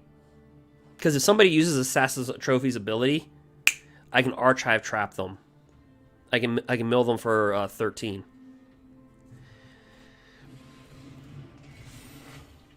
Because if you really think about it, Dimir Mill has no good removal besides Drown on the Lock, which in modern isn't really that good. To be honest.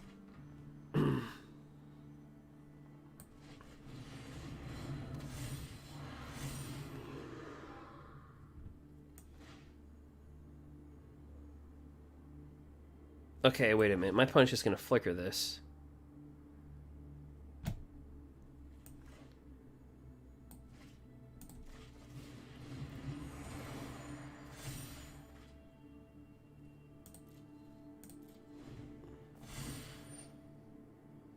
Oh, how much was my deck, you mean? The modern deck?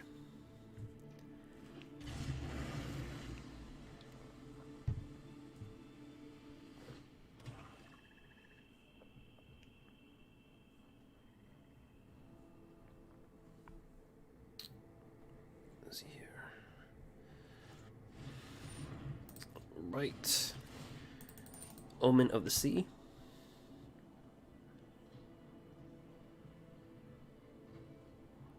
Oh, mill? Oh, Archive Trap, mills for 13.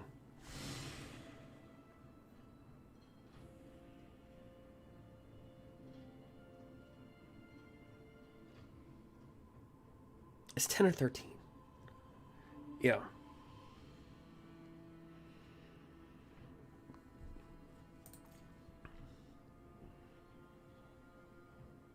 Let me see here. I got them when they were $7. Last time I heard they shot up in value. I heard like $21.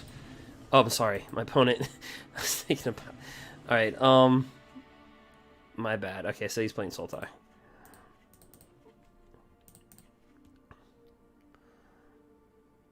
It's called Archive Trap.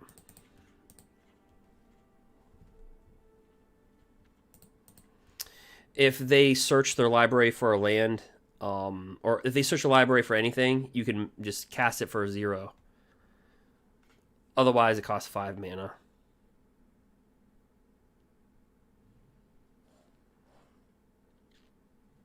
Okay, so we board in Agnozing Remorses.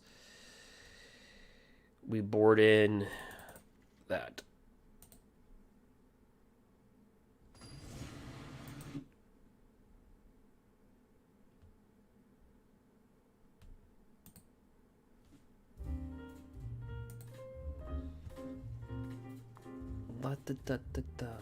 Not the best hand.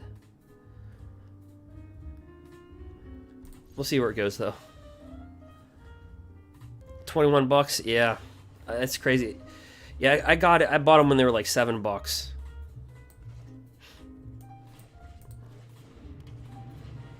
About a year ago. Now they're 21. Crazy, they shot triple. If I would have known that, I would have bought 100 of them.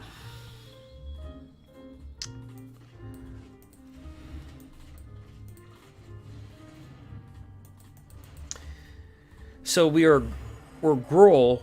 We are gruul. We look like we're Golgari, but we're actually gruul. It's just we had to splash black for Sultai, which is the match that we're in now. We won game 1. And we are undefeated versus Sultai tonight.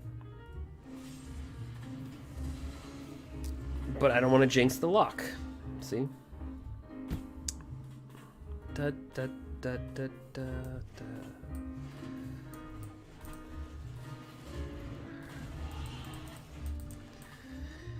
So they put in every board wipe possible. Seems how Sultai likes to play us. Gruul is red and green. That's what our deck is. It's red and green, but I had to add black for one frickin' the Sultai deck, which is what we're playing against now. The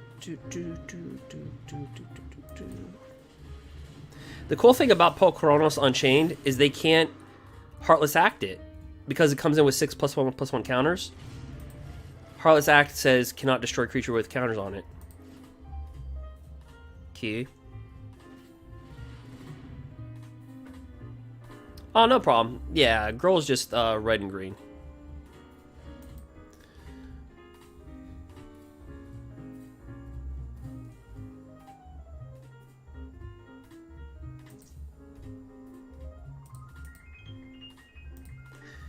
All right.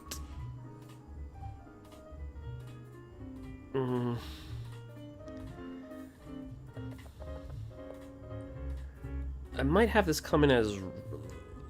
You know what? Let me swing for 6 first.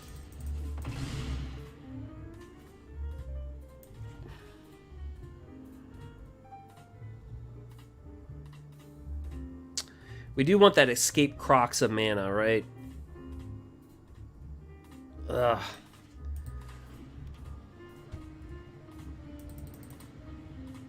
We'll bring out Battle Mammoth.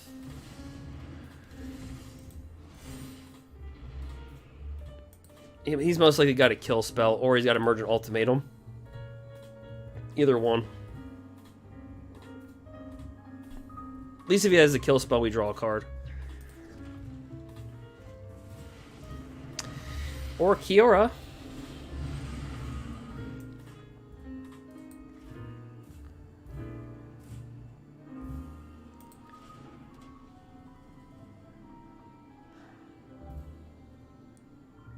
There's absolutely no easy way around this, is there?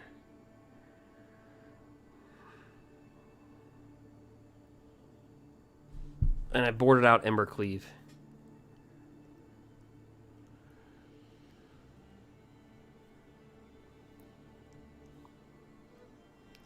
Let's see here.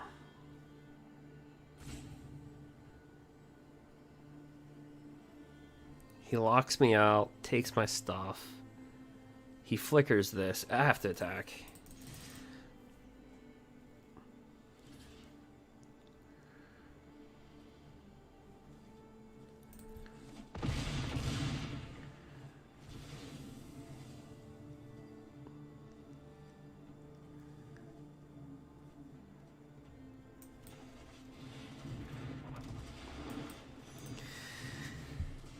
Yeah, everything's gonna tap out. Got it.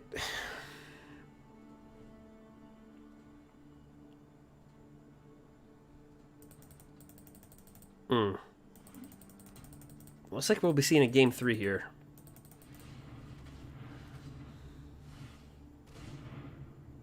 He's gonna. Here's a yeah. He's gonna flicker this, create another 8/8.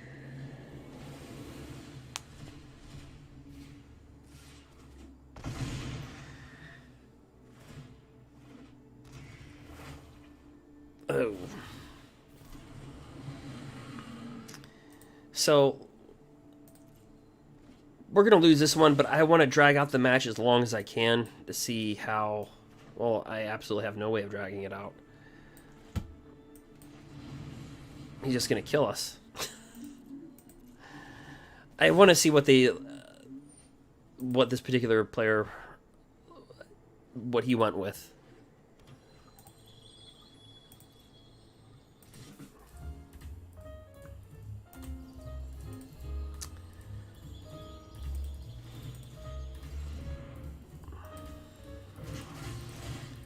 Good game.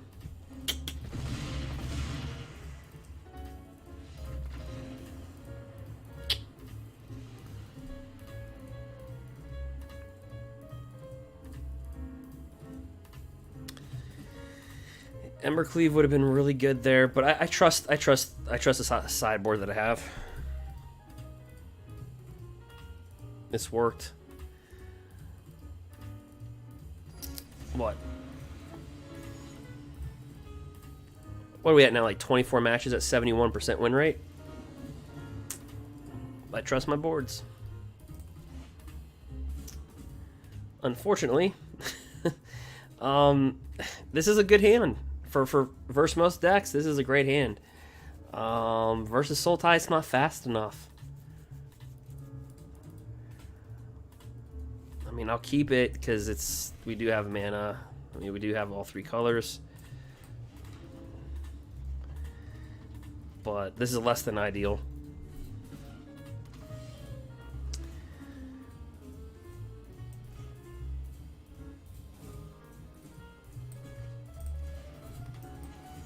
Poop down a 1/1.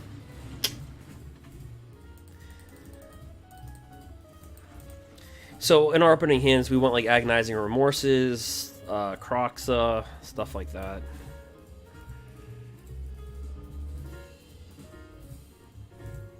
We just attack for 1.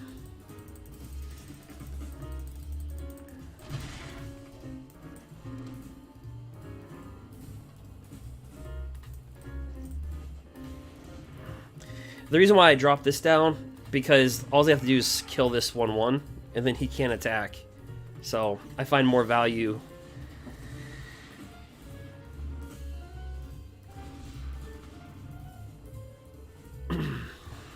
Yeah, he's desperate now. When they start cycling, and he's getting mana hose too. Let's just understand that part too.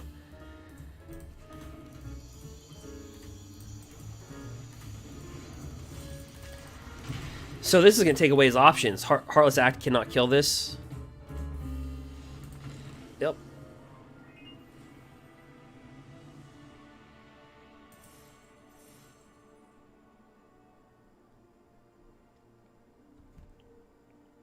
We're just going to walk right into Mythic. I think we're just going to strut right in there.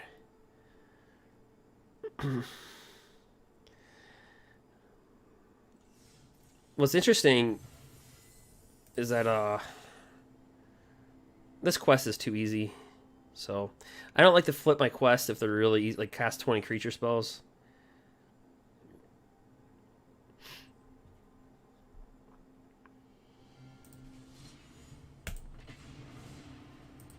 So I think we're just going to get right into Mythic pretty quickly. I think we'll win. I think we'll take a loss. I think we'll probably go maybe limping, going 4-2 in the next 6 matches. Just depends.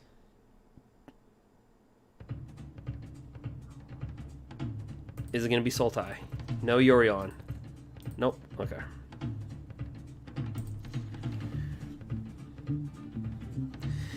This deck's got 24 mana.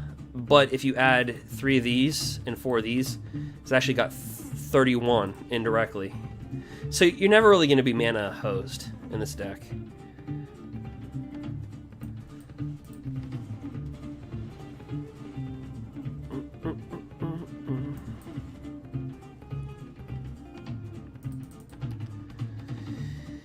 Is it going to be White Weenie? I don't know. Sultai or White Weenie's the most played. Tonight it's been Sultai by far.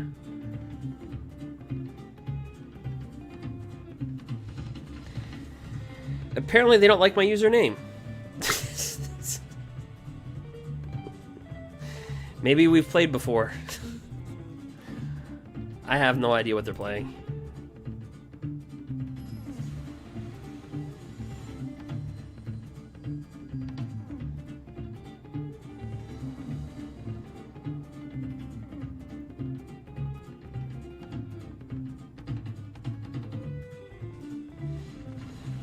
Okay, they did not want to play me at all. Or they had to be somewhere. I don't know which one.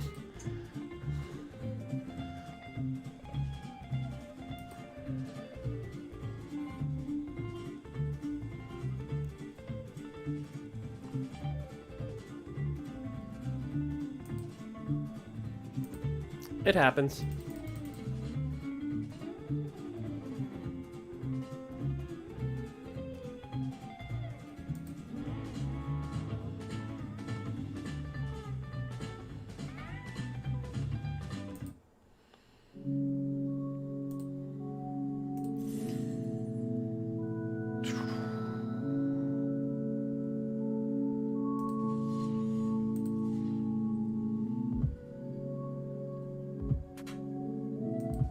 Alright, we got one more to go.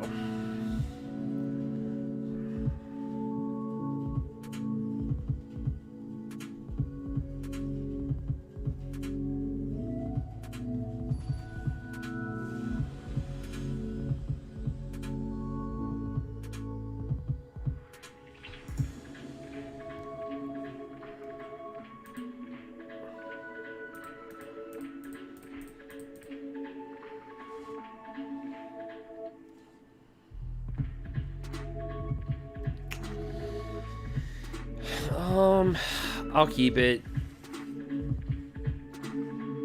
A White Weenie, here we go.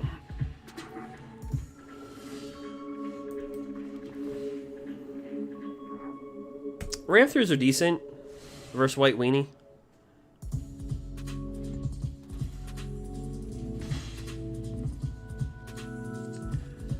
Yeah, they get that hollow blade down.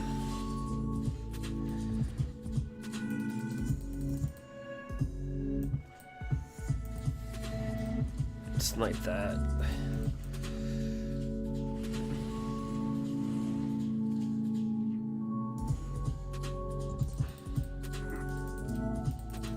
This is gonna be tough. We want second. Not the greatest hand.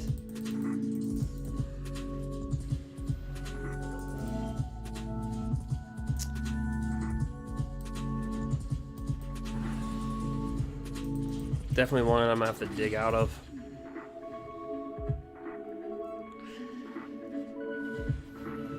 All right.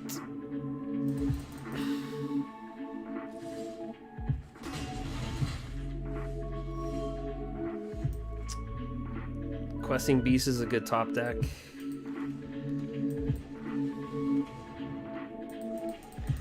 Not going to lie on that one.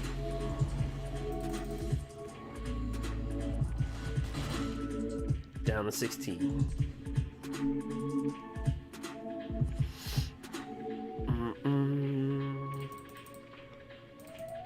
Has another Skyclave. Hey, Just.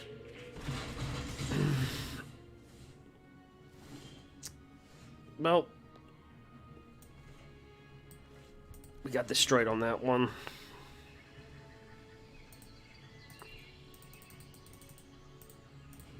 Just let White Weenie play it out.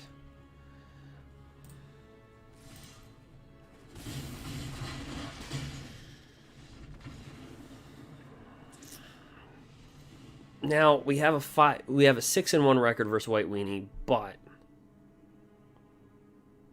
we're not usually in the game 1 loss column. It's very hard to beat Red Rush and White Weenie back to back.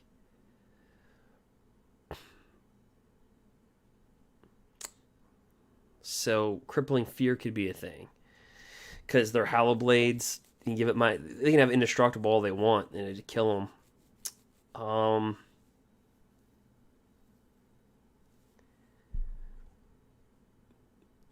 Our natural board state typically beats White Weenie, so I'm going to go with our natural board state. We didn't show too much in that matchup.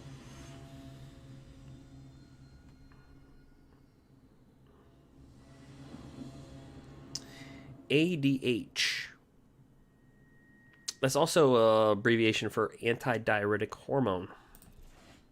It sits on the posterior part of the pituitary gland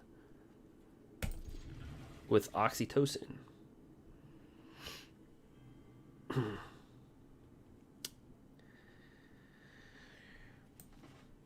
Or it could mean something totally else.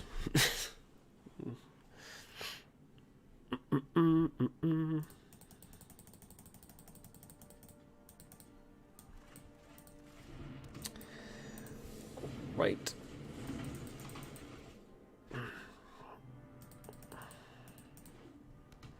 White Weenie versus Gruul with a splash of black.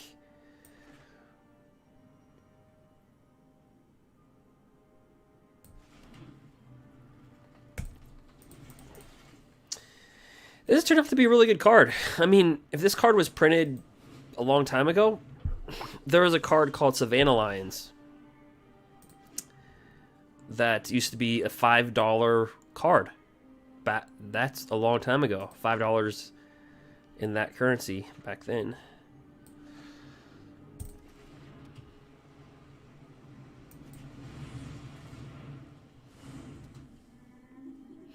So the fact that they have 2 1s for 1 mana that can do stuff, this card would have been like, I don't know, a $20 card probably a long time ago.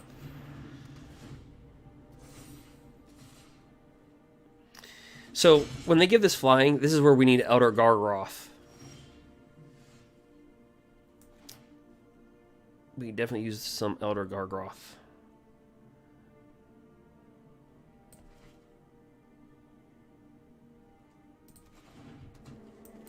Drop this down, because Elder Gargaroth can kind of block that. That's why we're kind of naturally good versus White Weenie, because we have bigger creatures, we outvalue them.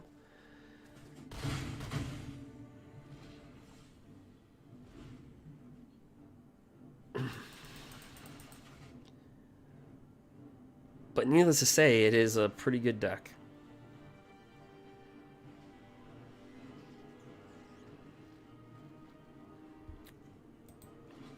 And this has been a pretty impressive Kaldheim land card.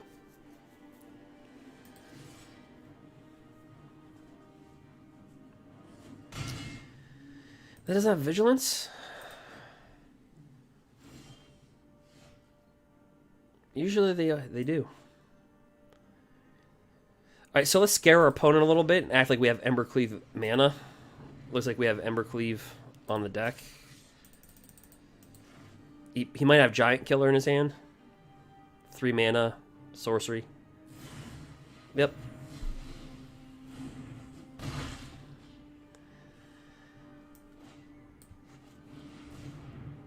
We'll drop that guy down. Drop this guy down.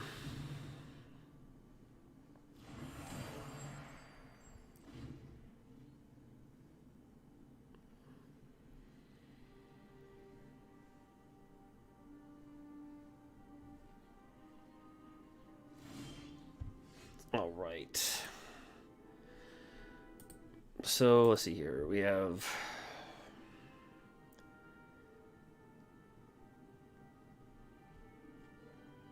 he's just gonna give it indestructible.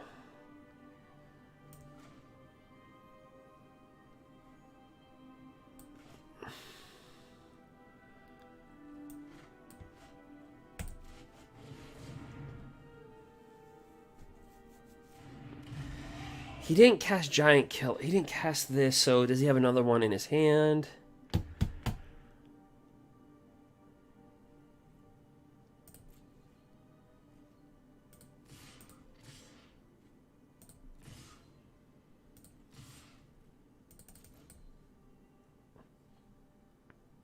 This has got first strike? Oh yeah, it does have first strike.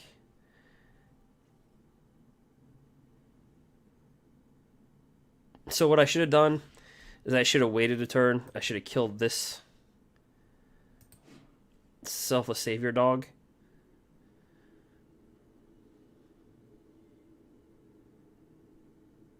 Actually,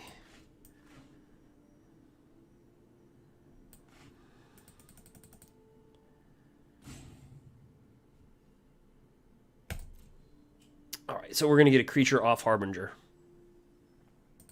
The way that he's blocking. Alright, so I was right in that one.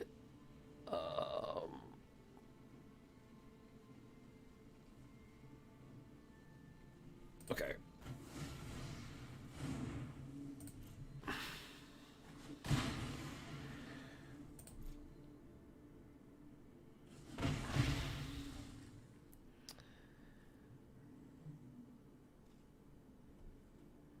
Let's hold off. I imagine he's going to cast one of these.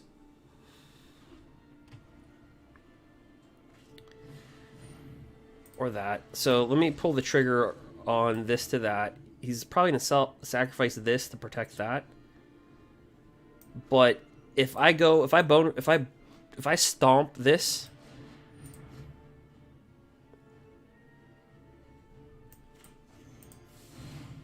if I were to stomp the Selfish Savior and he sacrifices it, then this would die. My creature would die. So that's why I want to target another creature. If that makes sense. See, if I target that and he sacks it just like that, then my creature would die.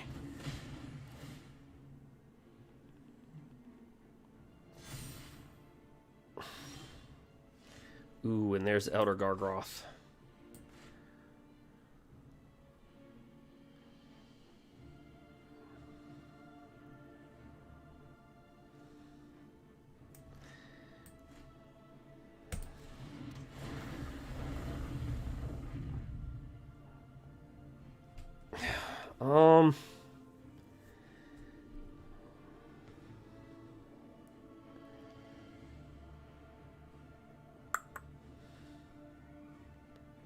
I do have Embercleaves in here.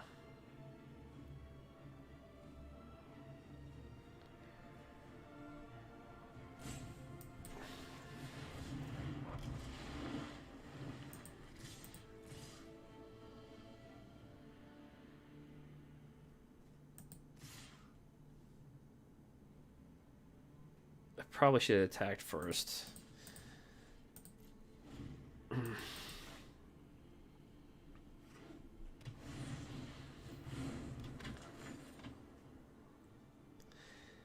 So the card we're looking for is Embercleave.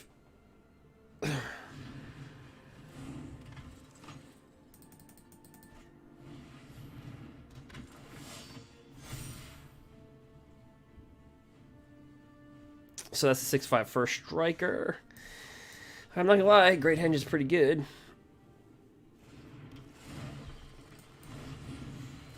So he's a 6/5 first striker.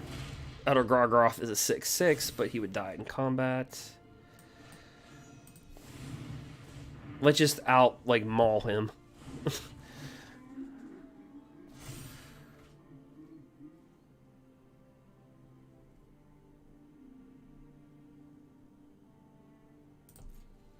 Yep. So this is gonna be a tough. This is gonna be a close game. Really close. He can tap down 2 of my creatures. And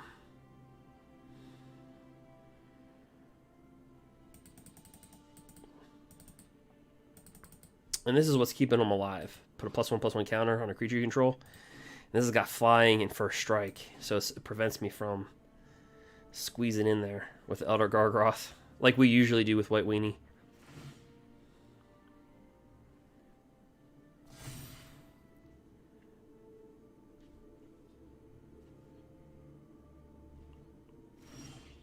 Okay.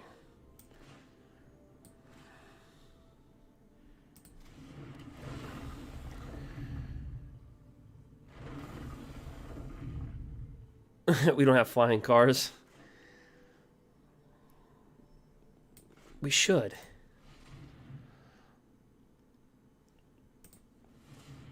I don't think we need flying cars.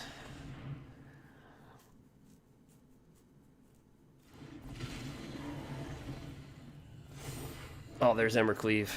You sexy little creature. I'm just attacking with everything. I don't know what I'm doing. But what we do need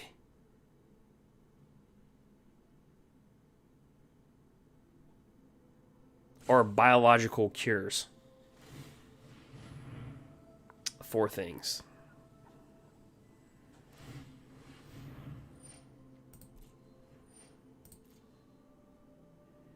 Poor White Weenie. He doesn't know that he's going to die. He'll know now.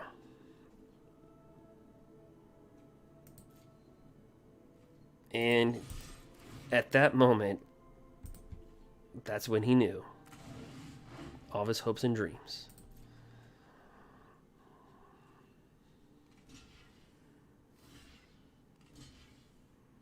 Was just all a formality.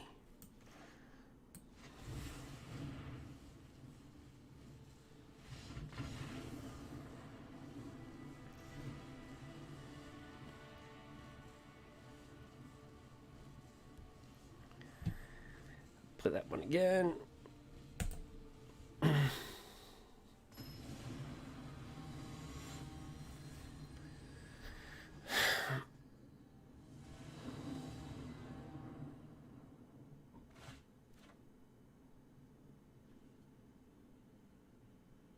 We're fine with planes? Yeah, I mean, I think you'd have to just, you'd have like a police, like Air Force patrol.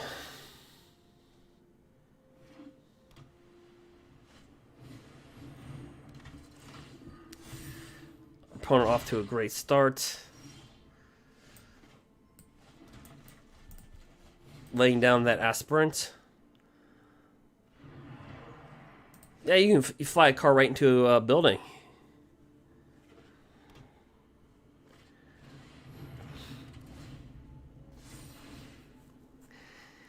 So this is the power of White Weenie. He's like, I'll just slap you in the face for 6, and you're going to like it, son. But we can make a possible comeback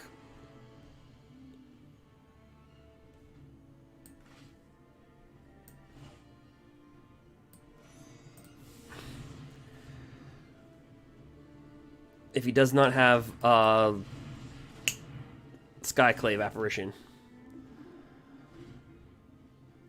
If he does not have Skyclave Apparition, we'll just Primal Might this sucker. Oh, wait, he's got the Indestructible Dog. And just... screw it, right? Oh, boy.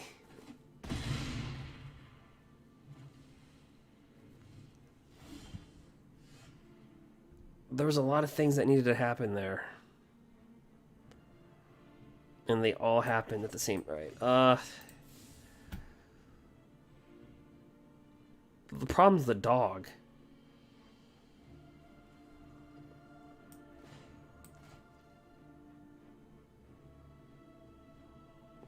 And the problem is this thing isn't legendary. I just realized that. I did not realize that that was not legendary.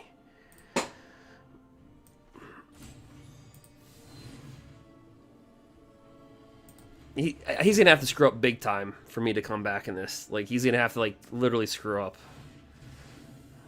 And he does not. Protection from what? It's indestructible, doesn't matter. Right? Dang it.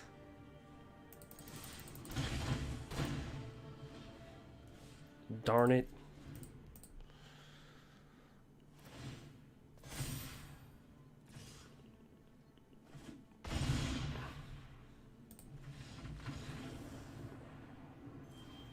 Oh, we're so close to Mythic. We're 1 win away, and then they just pulled us back in the diamond. I bet you it would be a high percentage of Mythic, too. We'd enter probably at like 97%, 96%. Because we win so many, we won so much. Let's see right there. All right, Just. Hey, man, it was nice talking to you. And have a good one. I'll take a look at that deck. Where'd you have it at?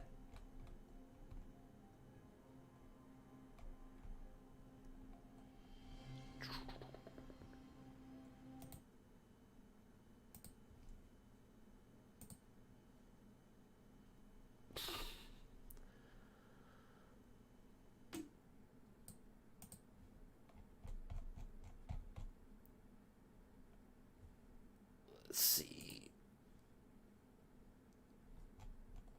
I got it up.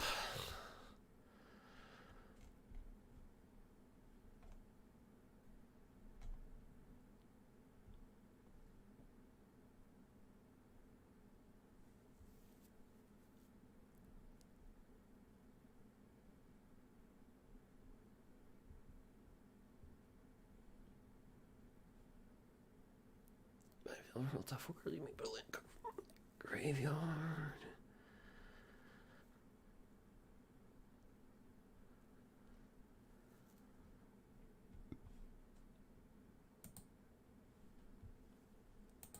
Yeah, let's see here. Alright, let's see if we can go Mythic.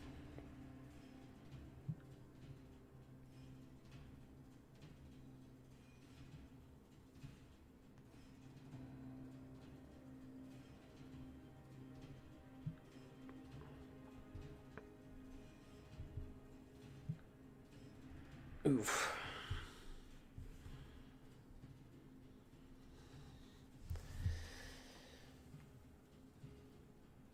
Oh, a little bit longer than I wanted to, but I'll just push it because we're so close to being Mythic.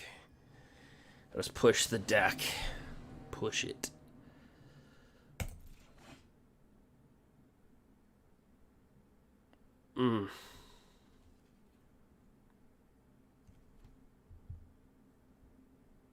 We've had better openers.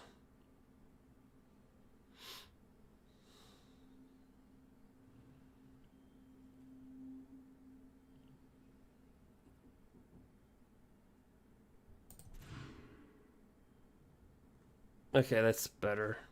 But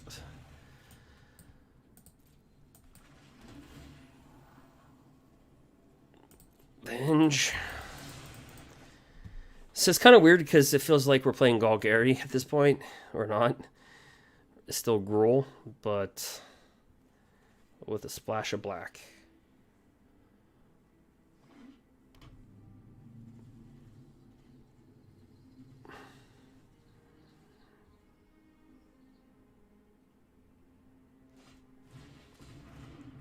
Okay.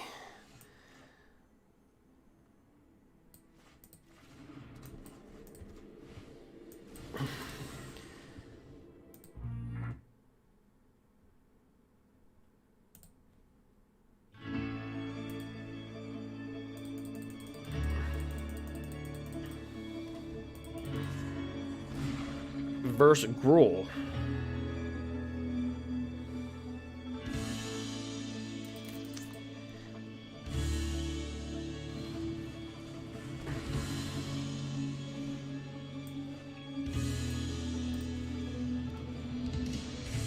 What? Wait. How did that even make my playlist?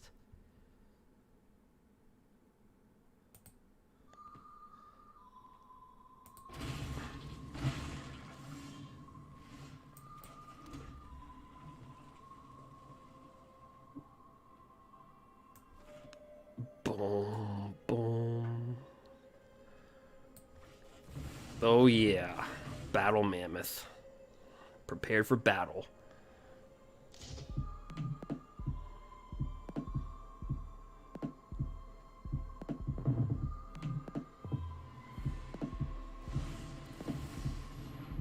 Dang it. Killing my stuff, bro. So I think if we went first, we'd have this game, but we did not.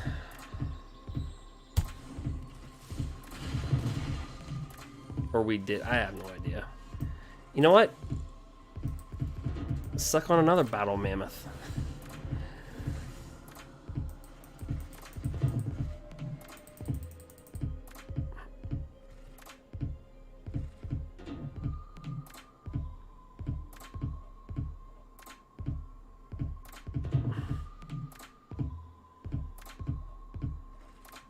They can literally just tap it, swinging for 5.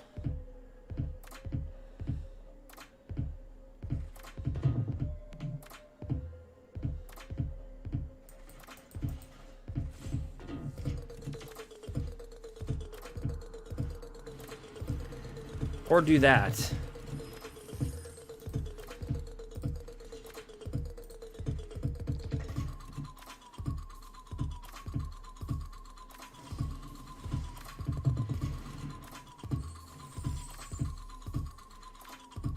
Eight, 9, 10. Does he have like a bone crusher? Another one? He's got me to 1 life, which is good for him.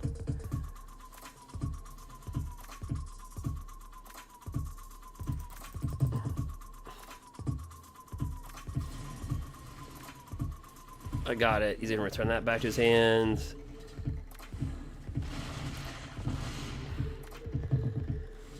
Well, that just made life difficult.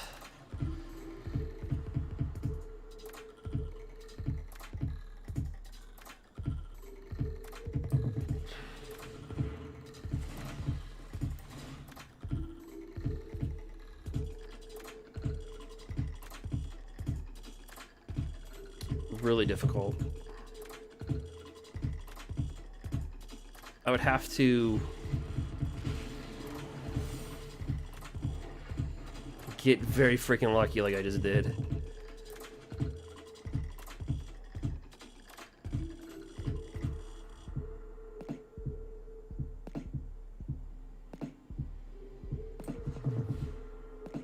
Zero.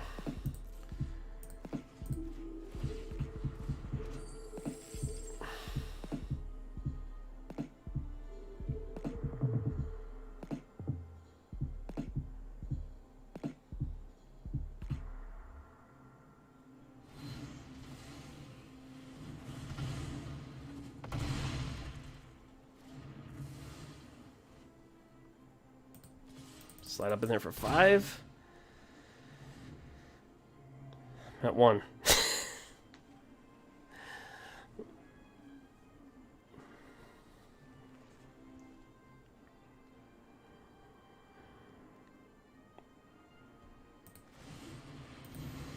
Oh, we go down like that. All right.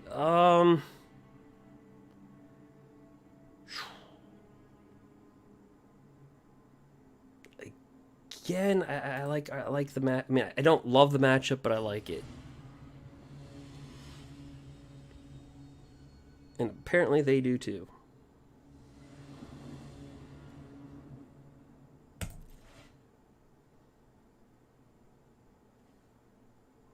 That's an awkward hand.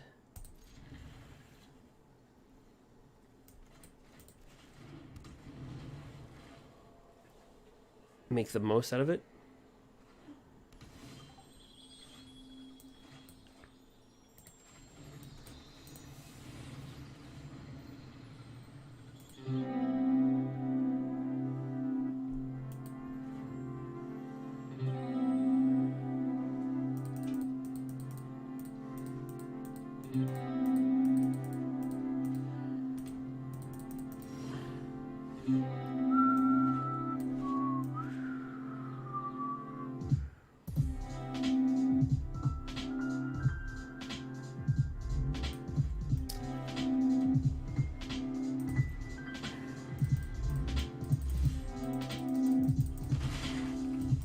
Alright, bring on a Love-Struck Beast.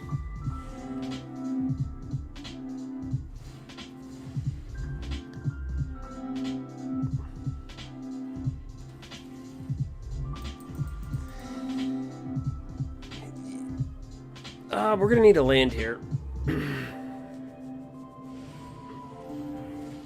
Yep. I'm gonna bring it out in the form of this so they can't kill it. It's easier to kill creatures than it is land.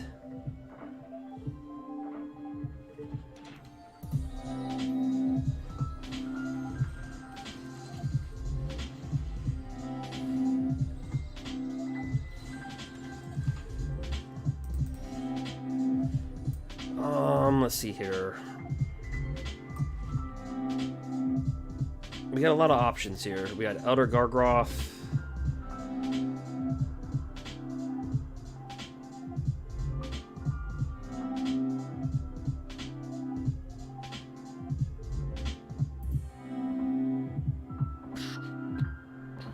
We'll go Elder Gargaroth.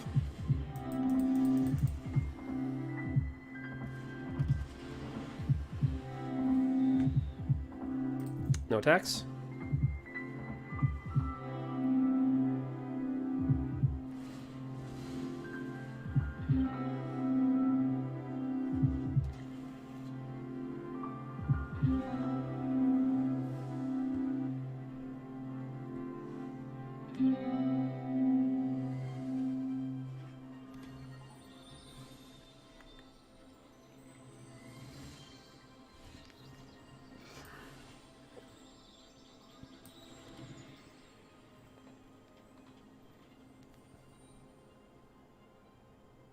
Is he just gonna kill this?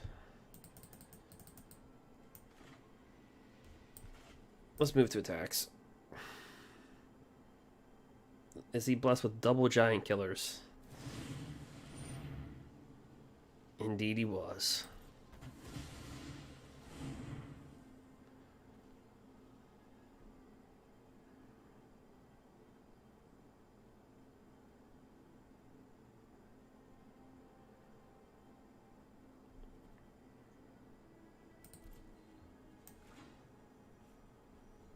Let's get down to Elder Gargaroth again. Hey, what's up, Abby? How you been, man?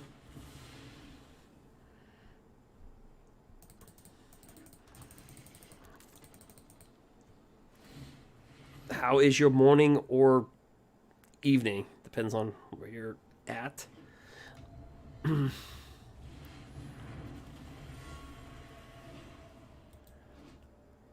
I really like this dragon, but I dislike playing against it.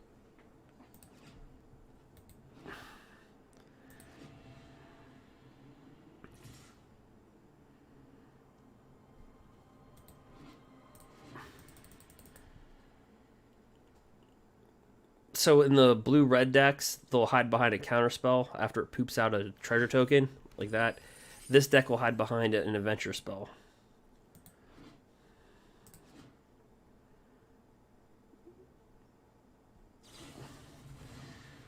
Then double its power. Does he have a double power? And he does.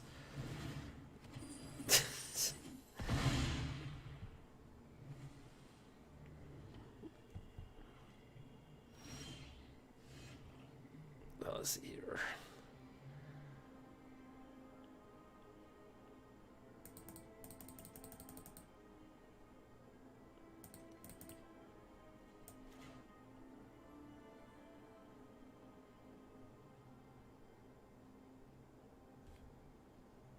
I've got to kill that thing.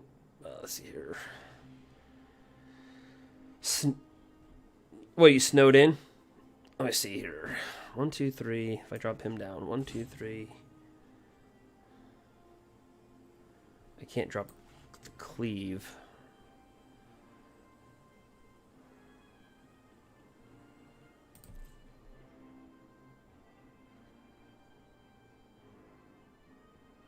That's right, he can just tap me down.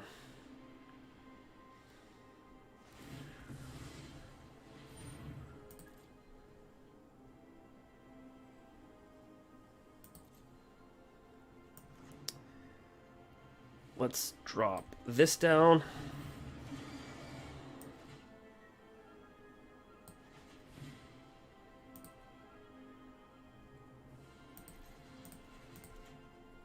Kill that.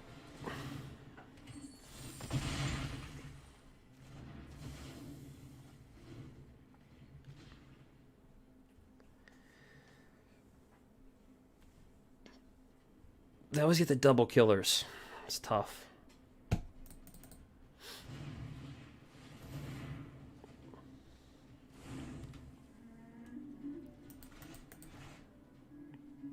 Our poor outer gargaroth is getting tapped down in this thing.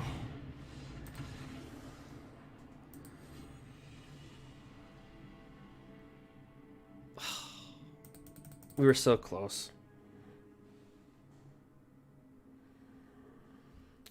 Oh, okay. Yeah, some areas of the country are getting hit harder than others, not so much. We'll just get 20. I think we have everything from Theros, so just go pump. Yep.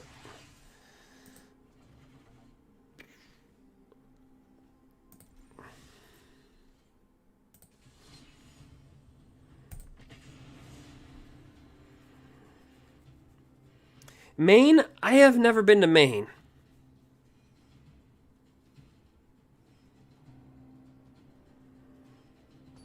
I think I saw an episode. I watched Gordon Ramsay, which now he has like 5 different YouTube channels. He's got like Kitchen Nightmares, Hell's Kitchen, Gordon Ramsay.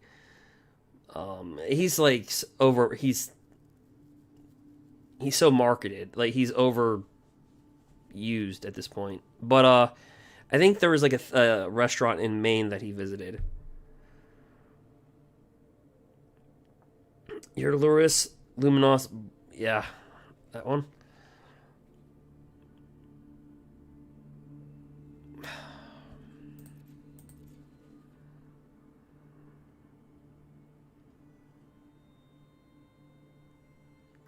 This looks like an okay hand, but looks so slow at the same time.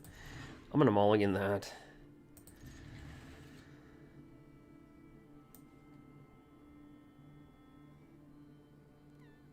Ooh. He's got Gigantha. How's the Lurus deck running for you?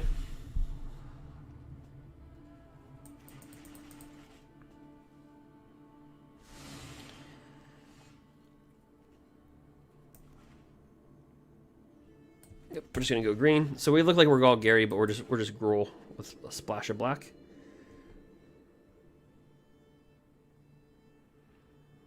Yeah, I think I just saw in the episode of there was an episode of a restaurant.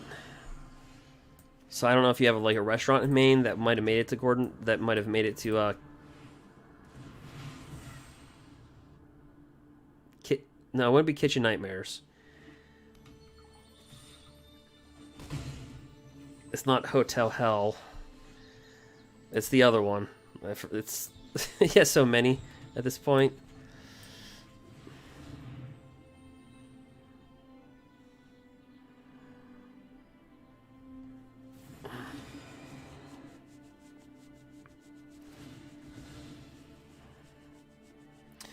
I don't know. Main's weather. It's kind of because it kind of sits like. Do you guys get like? I imagine is it like kind of like in the like I kind of imagine it like Seattle without the mountains. I don't know, like because if you look at Seattle, if you look at like if you look at the state of Washington, you look at Maine. I don't know. That's what I think, but I could be completely wrong.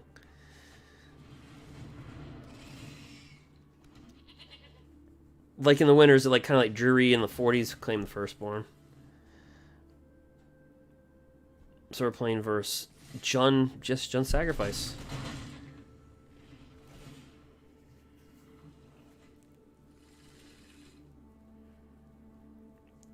And getting our butts beat.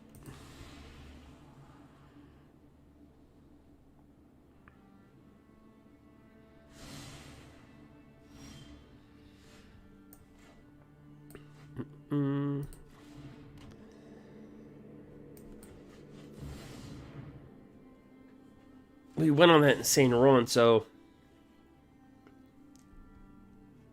And I played that wrong. I should have played that on the red side.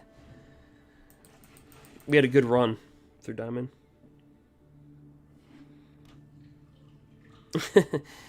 Yeah, I was just about to say, we had a good run. I ran this from Diamond 4 all the way. We were one game away from Mythic. And now it seems like we're on a losing streak. We were at 71% win rate, so it was just a matter of time. 71% in like 24 games. It's just about time. Just about time. Just about that time.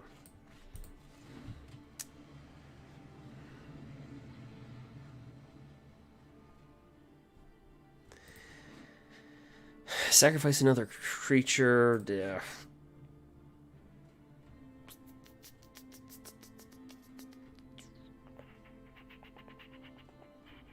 So even if I blitz him without a block, best I could do is 14. And there's no reason for him to block. So let's get rid of his sack outlet.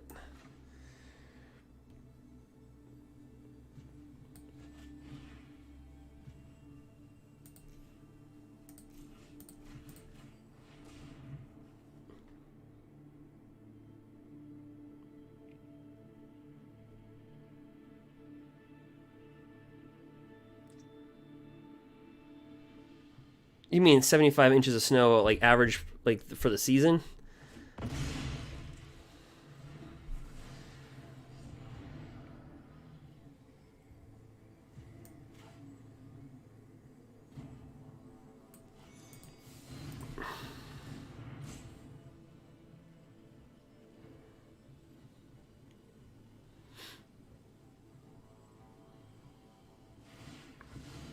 He just kills that.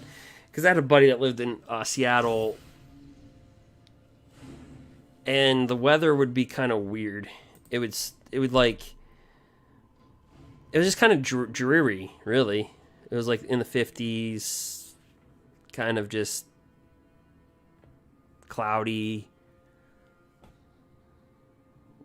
I don't know, murky, I guess would be the word.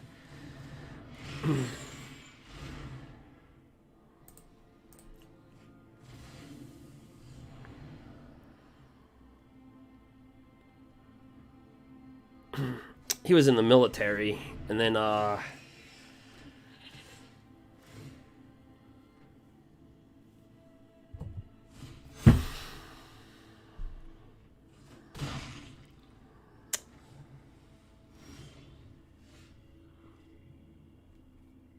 don't think I showed my opponent anything. I just say good game. Just go to game 2. Yeah, so you get 75 inches, okay, in the season.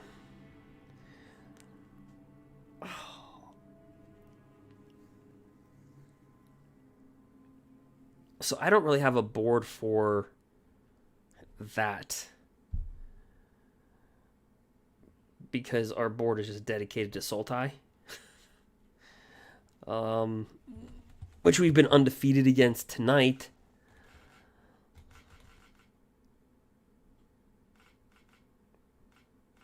Or did we lose one? Maybe we lost one. Versus that, I have crippling.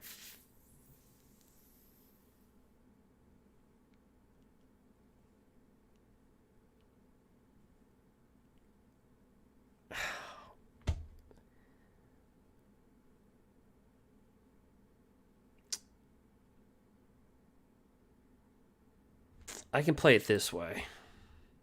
Take out the ram throughs, play in the agonizing remorses.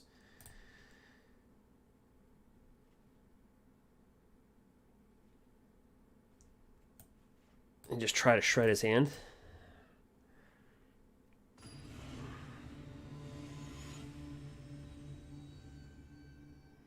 Oh, okay. Yeah, I have no... I don't even know if I've had a I think... A family member I know had a job offer in Maine and a job offer in Florida, and the Maine job offered $15,000 more a year.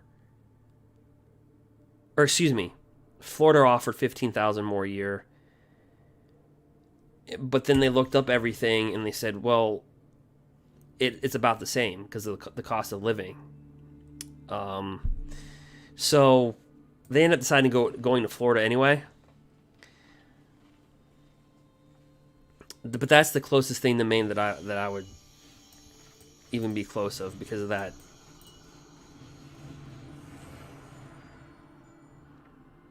But I know like Seattle, it could rain, but then like up in the mountains there would be snow. So it's like a rain-snow mix.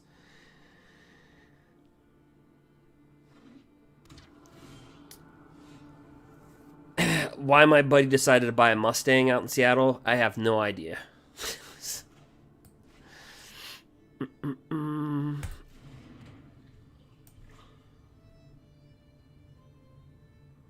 Let's see what he has up in there. What you got up in there?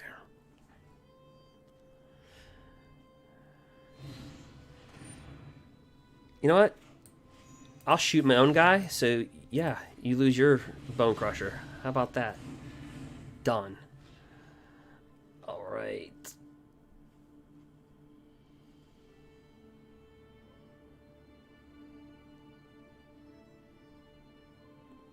I think our corner wore out.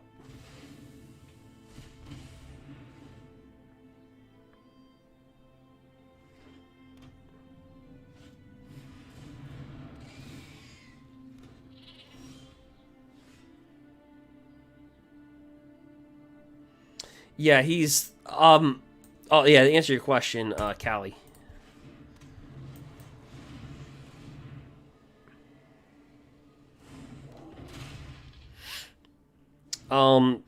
But yeah, the cars. Yeah.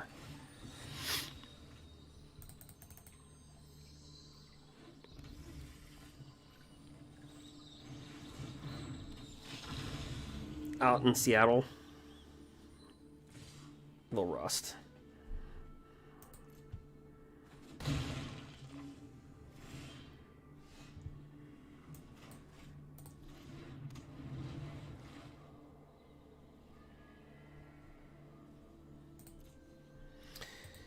This thing's just a beast.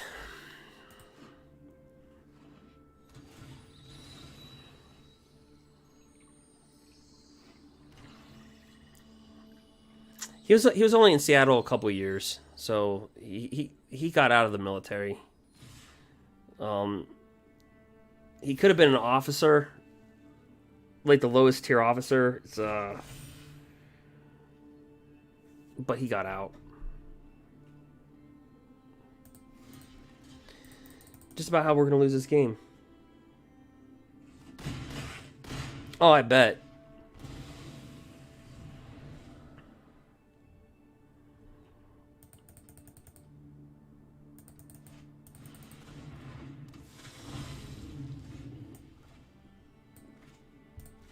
Just bring this guy down. Utter Gargaroth.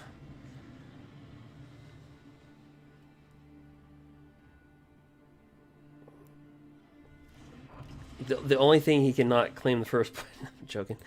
But yeah, I bet you'd have like a lot of salt. That's what I call the Sultai deck. Salt. But no.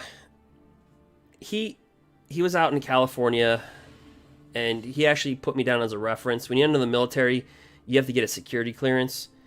Like you have to be trustworthy, and he just top decks Archon of War. Unlike the shuffler, you have to be trustworthy. I'm just joking. But,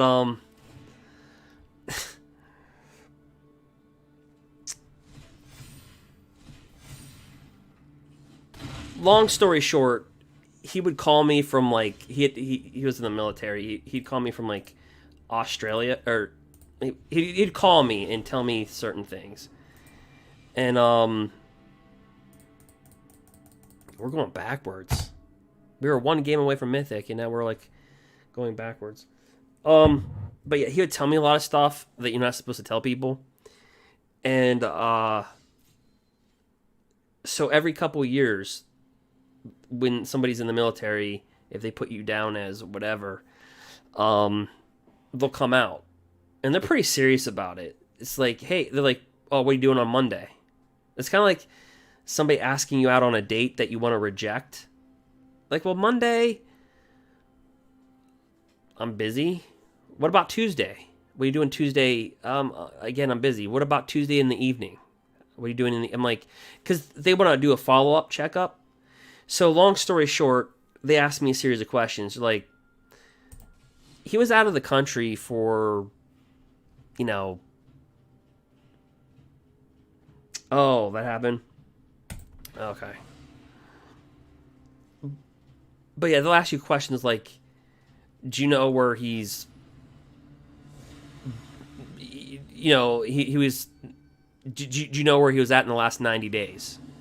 Now, I knew where he was at, and I knew what he was doing, because he would tell me stories that would make me want to join the military.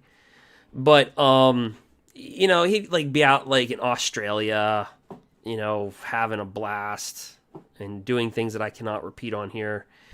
And, there's me. And then, but I just say, no, I don't know. I have no idea where he's been. He hasn't called me in, like, you know, 80, 90 days, and I don't know what happened. You know, sometimes that just happens, every once in a while. But I darn know well, I knew what he was doing. He was having the time of his life. But in all fairness, I don't want to say the word deserved, but, like, he really, like, being in the Navy, being on a submarine, like, man, he would do, like, they work, like, 6 days a week. He'd have to, like, work, like, a 12-hour, like, his first 2 years were just,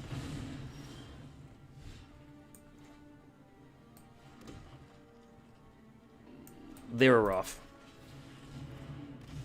Oh, your brothers are in the military? Okay.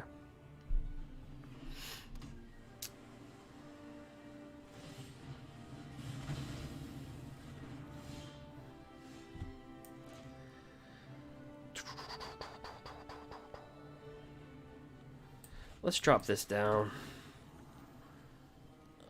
Mana's not that great here.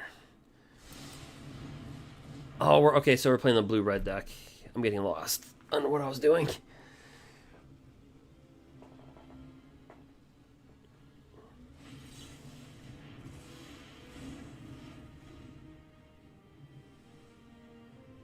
Okay, he was a staff sergeant. That probably paid pretty decently. Because they pay, like, you get hazard pay. You get, like you get hazard pay, then you get, Like they pay for your, like if you're active, they'll pay for your active duty. They'll pay for your housing basically. It's called BAH. Oh yeah, Navy. Yeah, me and him, we almost went in at the same time. Because when they brought he this was really weird. He actually got into the military because you know how solicitors call you? Like how a solicitor will call you, like, you know, like when you graduate high school, like, hi, is this blah blah blah? And you're just like, click. He actually stayed on the phone. The military actually convinced him to come in. And when he told me the story, I was like, get out of here, dude. And I didn't believe him. And the months went by, and he kept on talking about it. And sure enough, that is how he ended up in the military. It was from a soliciting phone call.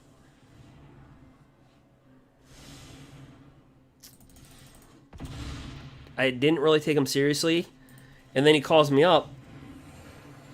And because back then I was taking like supplements to weight train. And this is a guy, you have to understand, he didn't believe in like anything. Like he was like Mr. I consider myself pretty eat your Wheaties, you know, take your vitamins, stuff like that. He didn't even want to take his like he would not take a pill, a supplement, alcohol, nothing. And then he called me up and he goes, dude,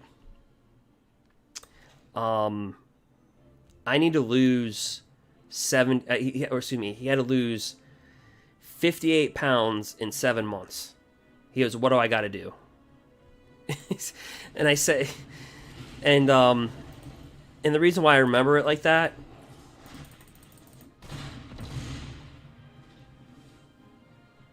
is basically because how he said it. He said it like out of desperation. So we go to the supplement store. Oh, he was retired at 33.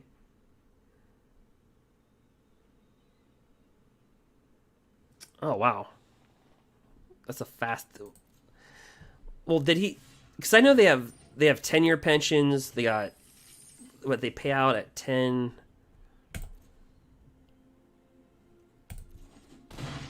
And then they might pay out at 15 and then 20. I think if you take a 10-year pension, you get 25% of your pay of your highest 5 years. And I think 20 is 50%. I think that's how it works.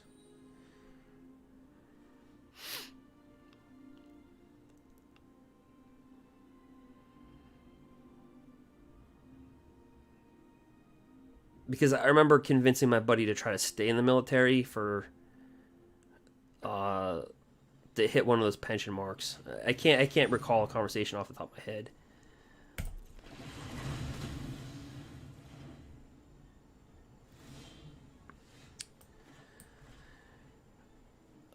Let's see what this guy's working with here.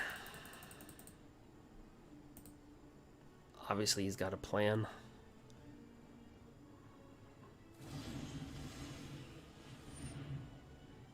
Oh, wow. That's a crazy story. Sorry to hear about that.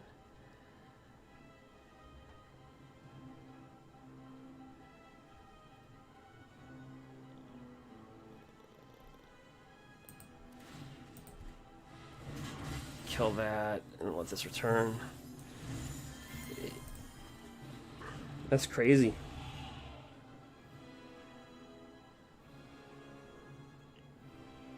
So, like, he's on medical.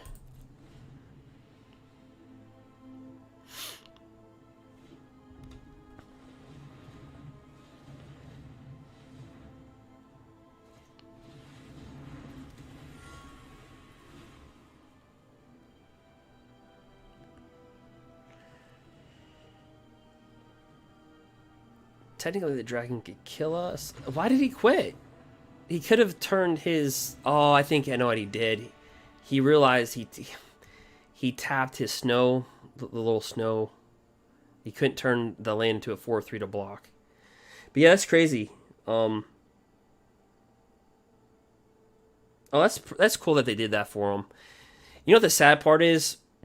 I know somebody that was... They hurt their knee, and they got out of the military 1 year early. This is their first contract that they sign. So we're talking about your first 4 to 5 years, right? And we're playing versus that deck. I wonder if we should play with our agonizing remorse, Kroxa build. Can't be countered. Yep, looks about right. Yeah, what I was gonna say is a guy he hurt his knee, and we were all out, and he was a bouncer, and he was going to school and stuff, and it was just one of those drunken moments. We're at Denny's, and it's probably like maybe like 3 o'clock in the morning, probably. And let's mulligan this hand. And he just starts blabbing about his personal stuff. And he goes, "Yeah, I make $42,000 a year." And people go, "How are you making $42,000 a year bouncing on the weekends?" Just a normal question. He's like, "Well, I get that, plus I get money for disability from the military." And we all pause and we go, "Wait a minute. This guy's doing bodybuilding competitions. Like, I've seen this guy squat 315 pounds 20 times for reps in the gym. Like, if your knees are shot, you can't do that." So I was sitting there going, why is he telling everybody this? It makes no freaking sense. On the back of his car, it says, retired veteran. Like, he has, like, all these things. He's going to bodybuilding competitions. And it's like...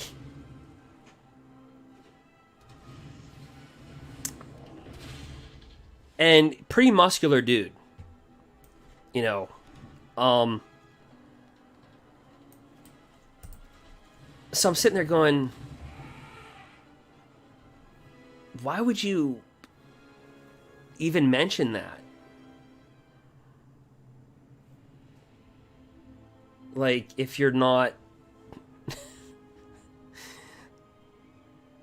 No, it was physical disability. He said it because of his knee. Nope. That's why I referenced why he was squatting and entering bodybuilding competitions. And then I was like, so... I was talking to my buddy who was active duty, the guy I was talking to. He's like, and he knew who the guy was.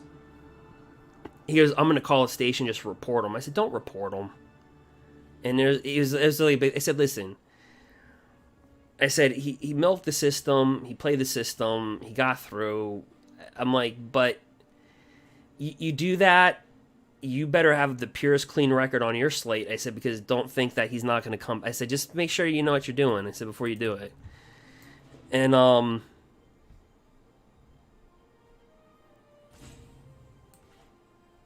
anyway, I'm going to see this guy's hand. But yeah, that's a pretty bad case when you see that, because nothing happened to him. You know what happened to his knee? He didn't hurt it in the military. He hurt it playing sports. He hurt it, outside of military duty. So that's what even makes the case even worse. Because he claimed that he hurt it, like, doing something in the military. Nah, he didn't hurt it that way. So even his claim of the knee injury was fake. Now he's a cop. He got a job as a cop, and I don't understand how they didn't see that on the... So... Anyway, it worked out for that person, but...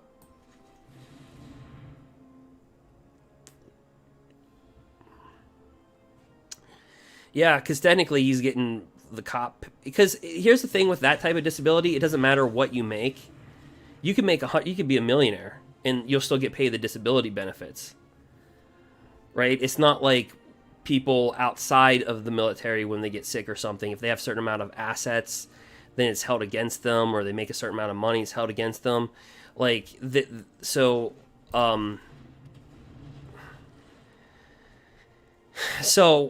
he's now a cop he's getting benefits as an officer, plus he gets the benefits of being and that's where I think that just went like a little too far. I don't know how he got through the cracks of all that. Because that's a lot of hurdling.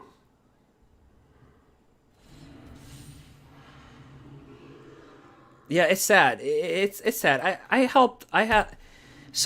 took occupational therapy, right? So I was kind of trained on like what to like. So if somebody's range of motion was like very limited, and then like a week later they have like 30 degrees better range of motion, that's a red flag, right? That's immediate red flag. You don't go from like severely injured to like.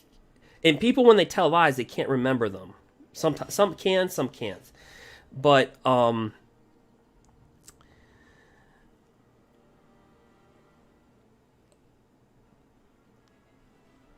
think this dude's gonna let me attack for 6. But to the point, I had a friend, her fiance, literally had he had a lot of mental issues. His father died. There's alcohol issues. There was he had a bad knee. I mean, he actually had a bad knee. I mean, and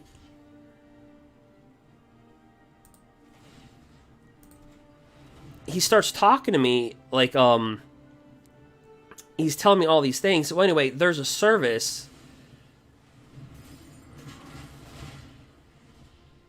that if you have health disorders and stuff like that, they will help you seek employment.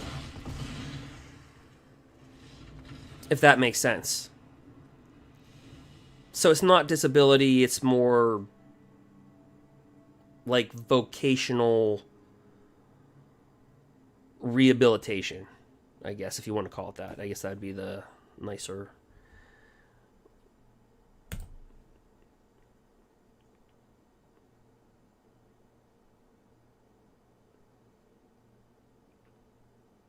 Yeah, and here's the thing, and this is what it comes down to. I'm going to be really honest. What it comes down to is, and this is what I told this buddy. I said, I'm not going to tell you how to get into the vocational rehab program.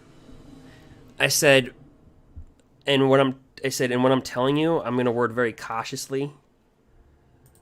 I said, here's the question. I said, how often do you go to the doctors? He's like, well, I don't really go that much. I said, okay, why don't you go that much? Is it because you're not in pain? Is it because... He's like, no, I'm always in pain. I said, but why don't you go? He's like, well, because, I said, just man pride, because you're a guy. And statistically, guys don't complain about things. That's just a true fact. It's not... I mean, it's a fact. And so, I said, is that the reason? And he's like, yeah. I said, okay. I said, do you take medications? He's like, yes. I said, do those medications affect you? Do they affect your ability to stay up? Do they affect your ability to... And I started going through all these lines of questioning with him, right?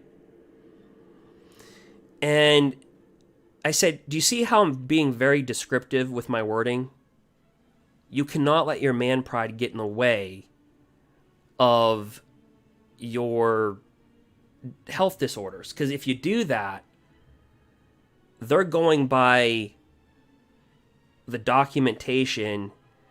And I hate to say this, if you're being a prideful male and you're not saying anything, then unfortunately,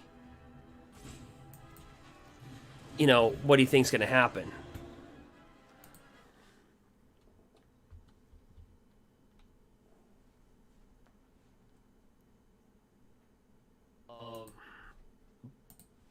You know what I mean? So I said, so, you know, I said, so you drag your leg when you have to do construction, and that means you probably can't work construction for greater than probably 32 hours a week, right? He's like, well, yeah. I said, okay, you take medication that hinders your thought process during the day, because you take it for pain, but it sedates you, right? He goes, yeah. I said, do you see where I'm going with this? I'm like, you're not going to win a case through physicality. I said, you're going to win. You're going to get through for mental. He's like, but everything I go through is physical. I said, true.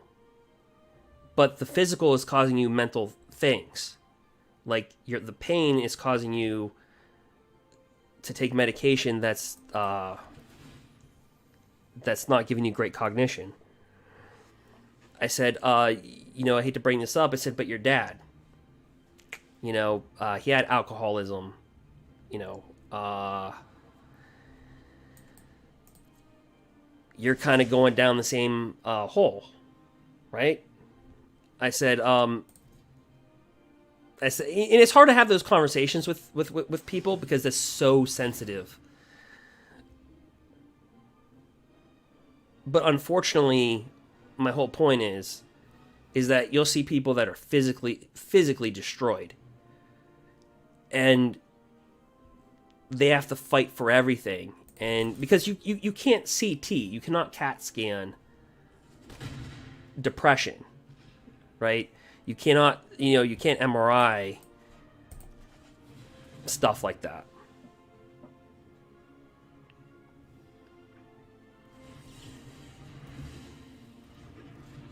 Yeah, I mean, I bet it took some time. Yeah, when you have so it's more easier for mental, and that's just the direction of where. I hate to say it, but that's where politically we're at this point.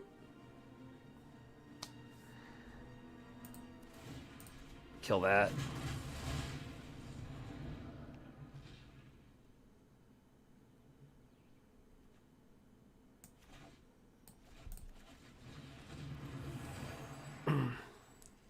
And there's good and bad of that.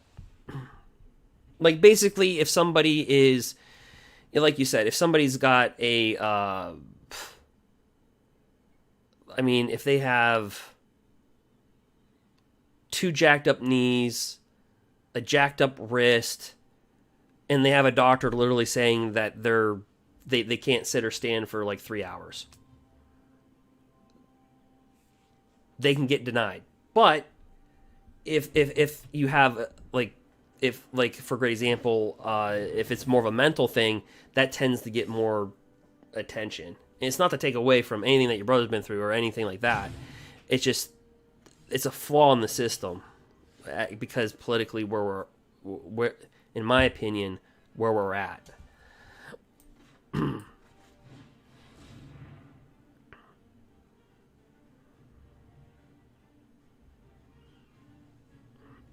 Yeah. So it's not me saying that people with physical problems or mental, it's like both should be treated equal, but they're not. So this guy's got a Skull Smash, Behold the Universe,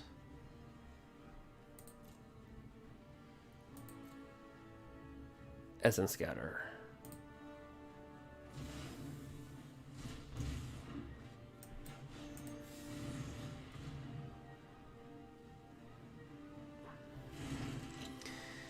So, long story short,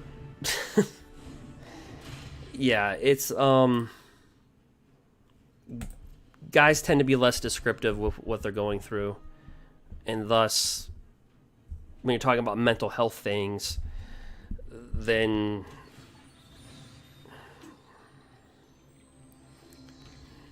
that opens up the door for the example I gave previously. So,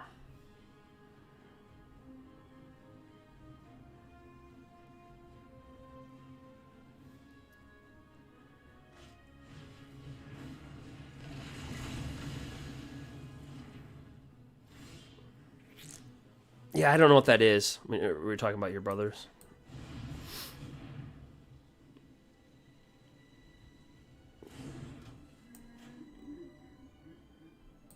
Like, you had to be quiet about it.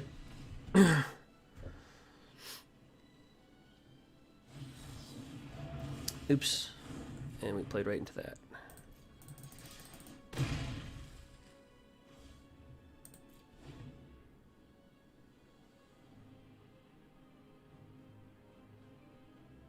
Or maybe I just read that wrong. All right.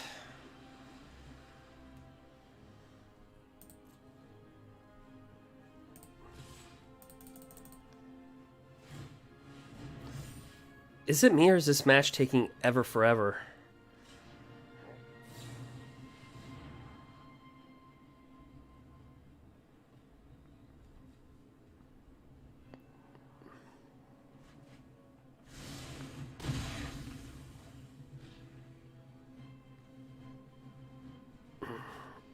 Do.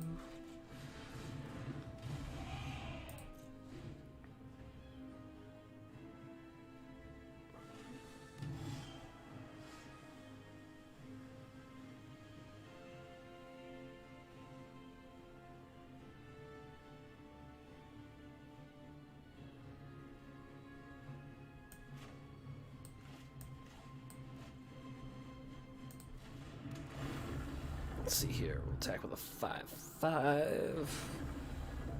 He could have a brazen ball. This guy's had everything. Ooh. Walked right into that shark typhoon.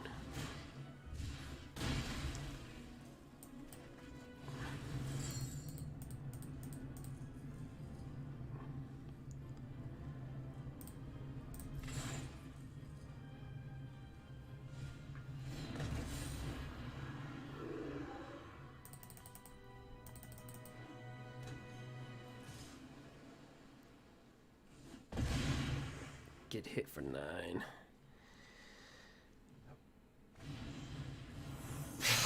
Dude, this guy's like Teflon. Was he got a counterspell? Just it's like, yeah, this guy's like Teflon. It's like top deck. Just literally has 9 damage. Am I not? I think this might where I have to stop playing in the ranked part.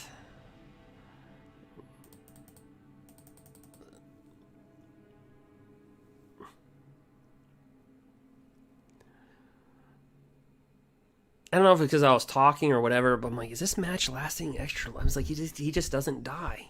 I feel like he's just top decking.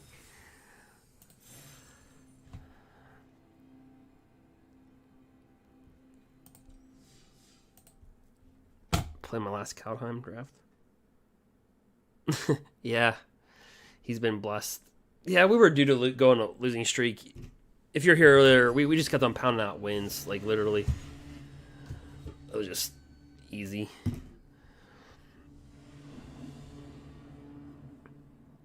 So this is just a draft, this part.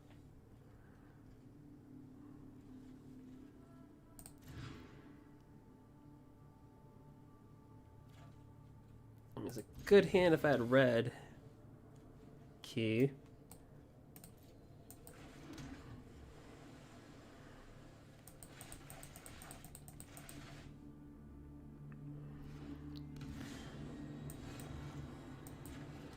Do you notice the sagas do this? All of them do this.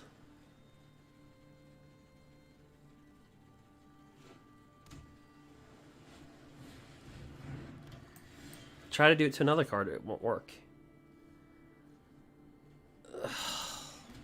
Doink.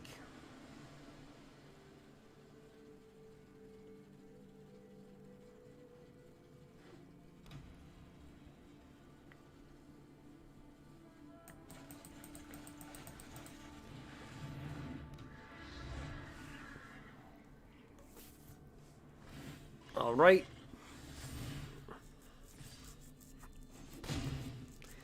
Let's see. We need a red. That won't happen.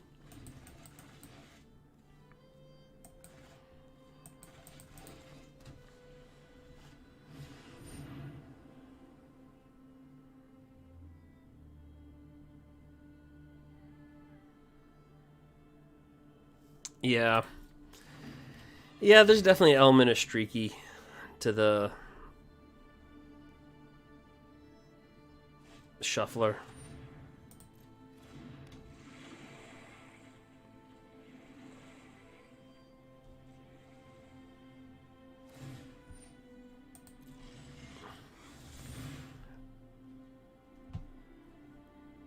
All right.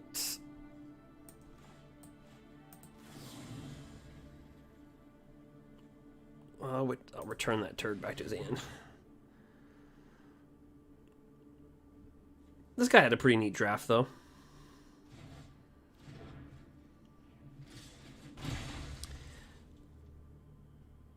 I like to play with our deck.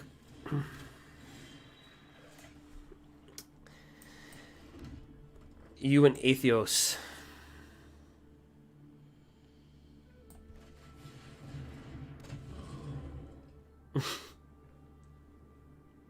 Arthrios. Athrios. I don't really know how to say it.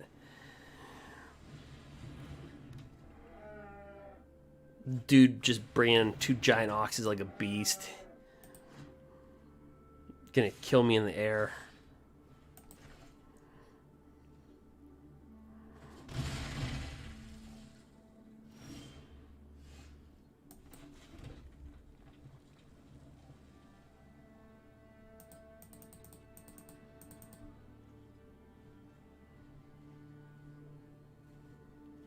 I think that was literally his draft strategy.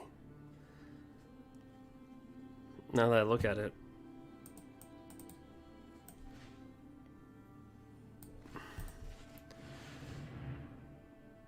Cast the Horn of Bounty. Let's just face it, I'm going to lose.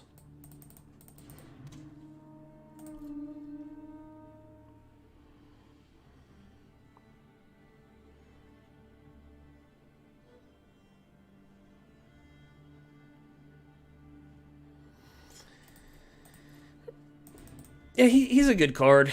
I'm just surprised that Kaldheim, I thought they'd be this thing. They use this in the new Radkos deck. Let's slide up. Put that right up in there. Another Ox.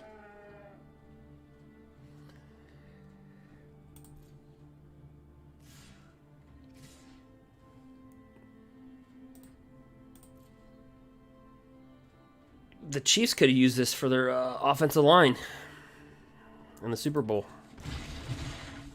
Just big oxes.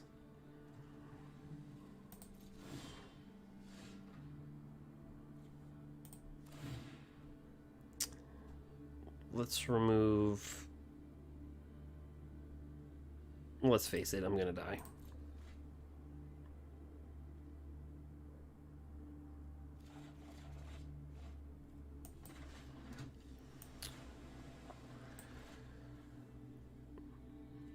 I'm surprised nobody's done anything with this card. Like, this card is really good. Like, look at this. You can just keep on just, I mean, you just keep on doing it. Kind of. Wait, I might live.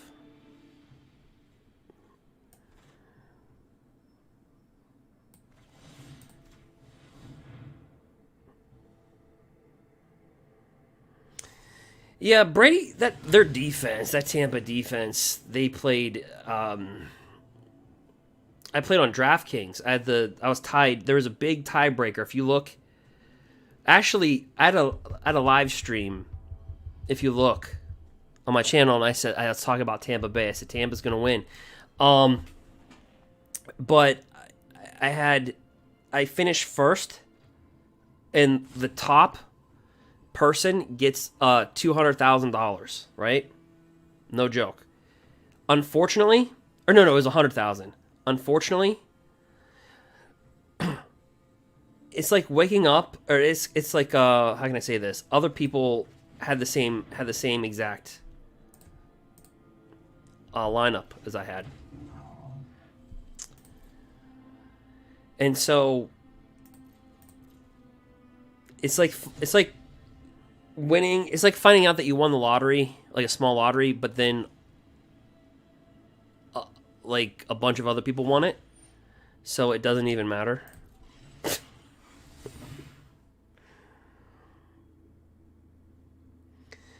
But it did win in the 6K, so everybody got the split.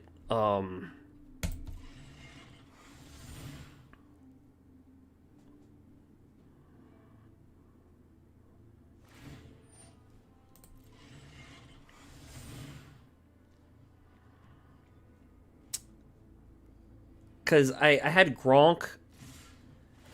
Now, this was out of, like... How many people played in that? It's like 500... It was a lot. It was like 500,000 people, I think. Right? 400,000?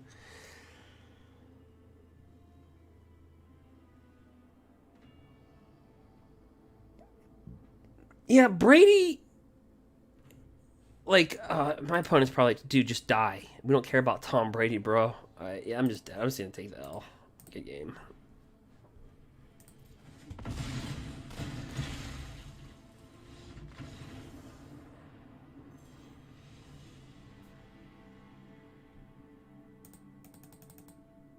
No, I went 3-3 in the draft. It's about normal.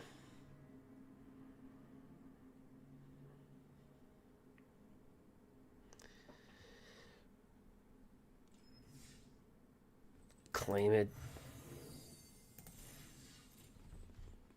Just getting the packs. But yeah, Tom Brady, he's got that, like, he's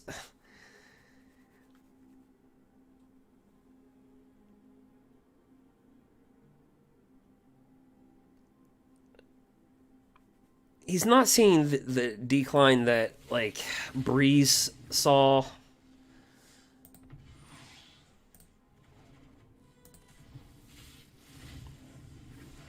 I can't really include Peyton Manning in that conversation because Manning did really have significant injuries. I can't compare Brady to Manning as far as how they ended their careers. A lot of people like to compare them, but it's like, in all fairness, like, Peyton probably didn't have much feel to his fingers. He's a quarterback. He's got to throw the football. Like, he hurt his cervical spine. Those nerves go to your hands. You know, depending upon what side of the neck he hurt, it's probably his throwing hand. Yeah. But when people compare that, it's a hard comparison because you can't do it. The way Peyton went out, I would say Peyton is the best regular season, in my opinion, quarterback to ever play the game. Best regular season quarterback.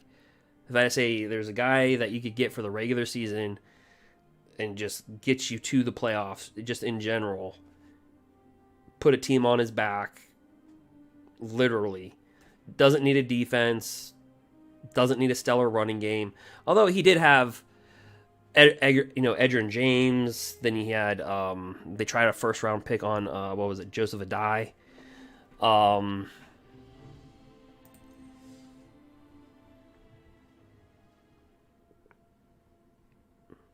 Yeah, they did bench him, but he just had that good defense.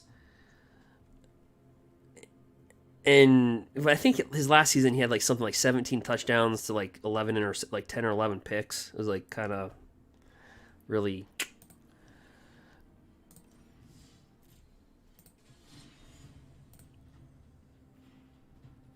something like that. All right, well, we're on a win streak. We're one game away from Mythic. We're going to give it one more shot.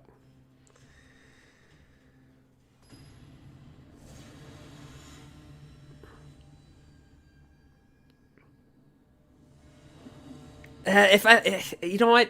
I understand Brady's never, but Brady played in that division. That Brady division. I know you hear that probably a lot, but man, he played. I mean, when he played like historically bad division, but it's like the NFC East right now. It's like if put Russell Wilson in the NFC East, and they're winning. Like, it takes 8 games to win the NFC East.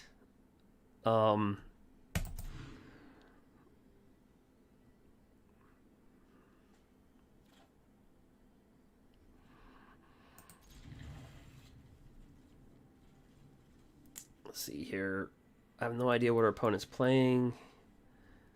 It's hard for me to put down the Great Hinge, or I'll just do that.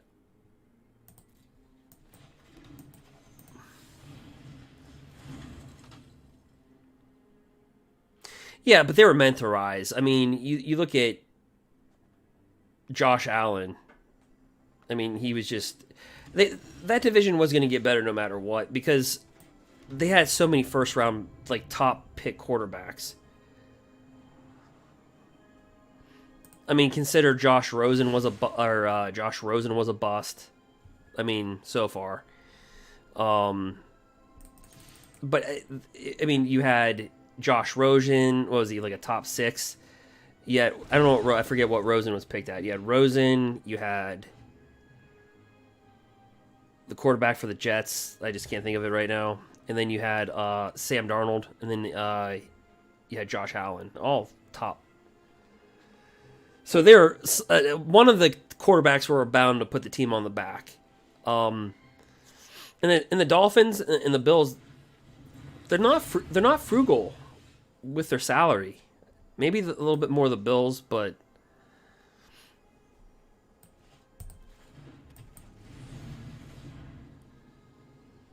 they kind of went all in with Josh Allen, with the Stephon Diggs. But I get your point.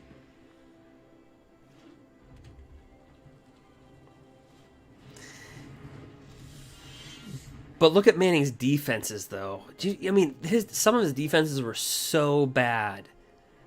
Like, you remember, I don't know if you remember, like, when Mike Sanders was considered, like, the dominant defensive player, like, their safety was, like, leading their team in tackles. That's never a good sign.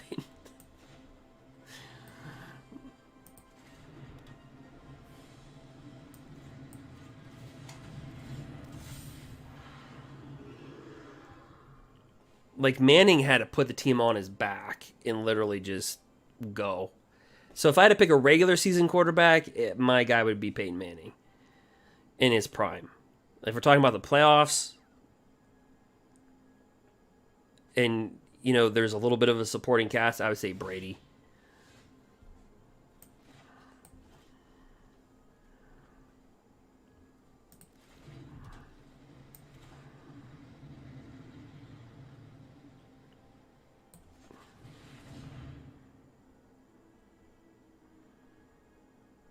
Yeah, but that was the Broncos were at the tail end of Peyton's career, though. And that's what I'm talking about. Like, if you have a good defense, that kind of makes my point. If you have a good defense, they can carry a quarterback, a system quarterback. They can carry a game manager. Eli Manning is a great example of that. Joe Flacco. Pretty much anybody that's won... and it has really done some damage. But Tom Brady, yeah, I mean, what he's done is just crazy. I rooted for Tampa, not just because I put a fantasy lineup together, but with Gronkowski. But no, I enjoy seeing Brady win.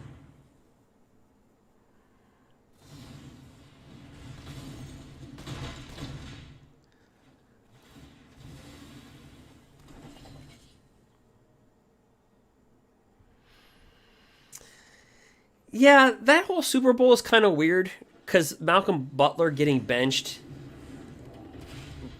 like, that's what shocked me a little bit. It's like, how do you bench Malcolm Butler?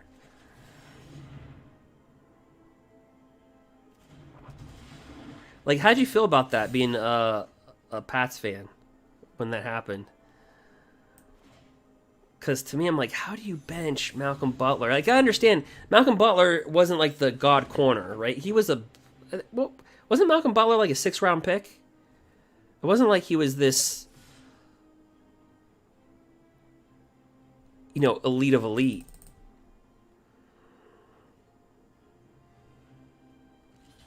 But he saved a Super Bowl, literally. And just the Seattle Seahawks just giving it away pretty much. But and I'll give Brady this. My same buddy that I was talking about that was in the military. He bets $1,000 on the Giants versus the Patriots. I remember he called me up. He goes, "Dude, I'm at the bar. I bet $1,000." I said, "What, on the Patriots?" He goes, "No, the Giants." I'm like, "Dude, you're crazy." He's like, "But I got odds, dude." He's like, "But I got odds." I said, "Dude, who bets $1,000 first off on a football game? Secondarily, why would you do it on a Super Bowl? Thirdly, why would you do it when you're drinking alcohol? Fourthly, why would you put on the Giants?"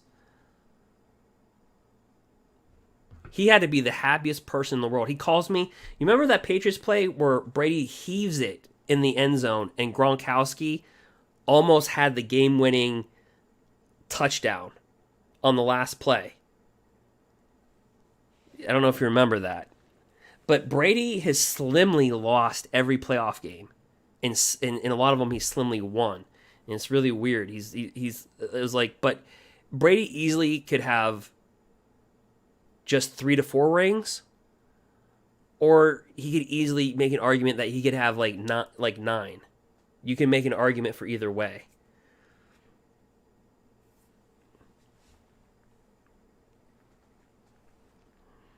Oh, I'm talking about okay, you're talking about Seattle. I'm talking about the Giants Super Bowl. Previous, to the Eagles. Which, by the way, what division's been the nemesis of Brady? The NFC East. Giants, Eagles.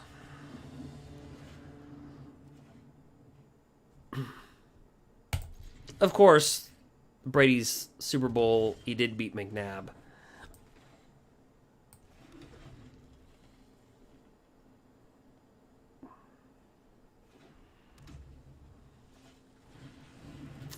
Robert of the Rich gets the Embercleave.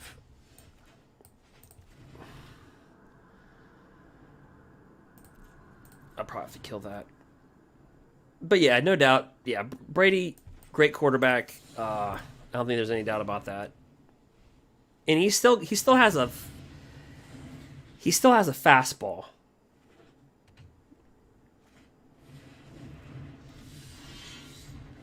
I don't know why he gets so much heat when I look at him. Well,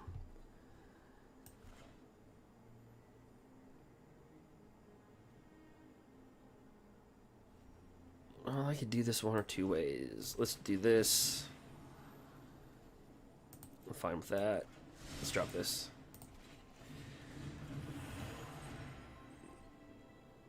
He's between 10 and 15 yards, he still has that fastball. Now, there has been times when I saw him this season where he Bruce Arians, I'm like, why would you have Brady throwing these haymakers? Because there was a stretch where he was just missing.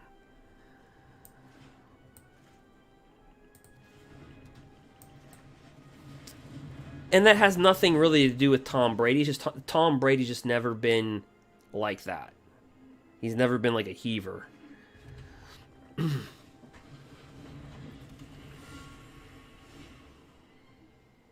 No, I haven't seen the Rob Parker stuff, but I'm sure it's probably good. No, actually, I did see a compilation. The dude's only got 2,000. He's got 2,000 subscribers, and he's called what is he called? I just remember this because I just saw here. No, I actually did see. He's called Tom Brady. Tom Brady only 12 or something like that, or Tom Brady fans 12 or something like that. He put together compilations of Rob Parker. He's got 4 videos of that. I forgot about that, actually. Yeah. Let's see here.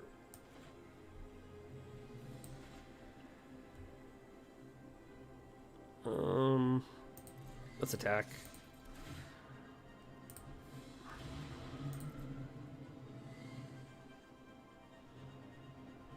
Yeah, no way, no how. Yep. That's all most of the video is like, no way, no how, no. And then he was just showing like the date after he would say it. Then he'd like run a clip of like Brady like winning the AFC Championship game. He's like, no way, no how after the age of 35. That was it. After 35, no way, no how. There's no way he's winning a ring after 35. And the dude just did like a compilation. Very simple. I'm like, but this poor guy, he's getting like, I'm like, only if he had a like more subscribers, his reach would be so big. It's kind of like, do you ever see like a YouTube video where it's got like 2 million views, but the person has like 300 subscribers? And you feel so bad because like they're not getting paid, but YouTube is. It's kind of like when I see that, I'm like, oh man, that sucked. Like, that's so horrible.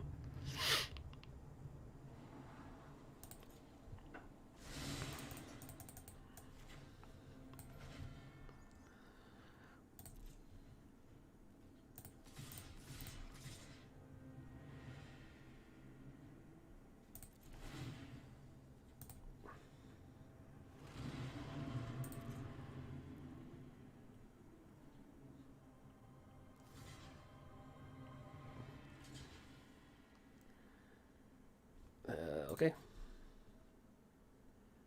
Do we both have bone crushers? No, he's got a freaking ember cleave.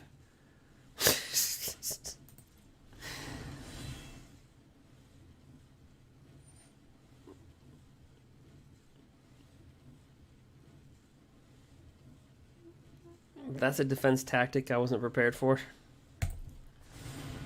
Okay. Just walked right into that one.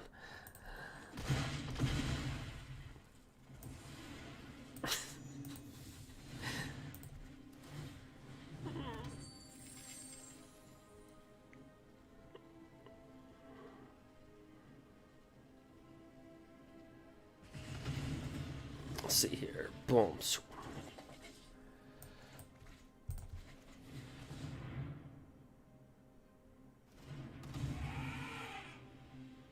Oh, that's cool though. Happy. I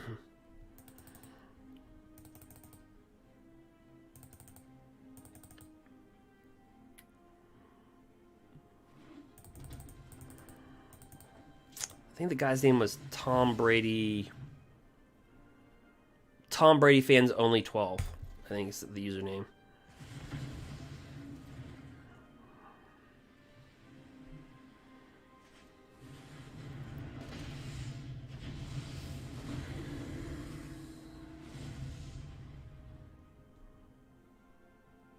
Only problem, he might get demonetized though, because he neglected to do any like he didn't add anything to it. He didn't do like any voiceovers or didn't like do any like satire, no humor, no nothing.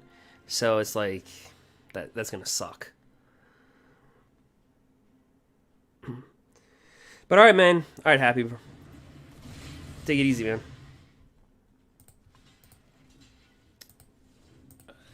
Block. It's getting destroyed. What is no blocking the game?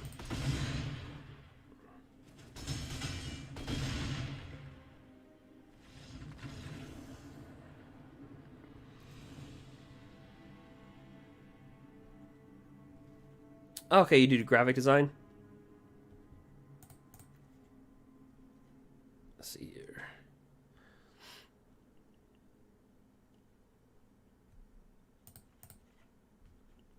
Let me just do that.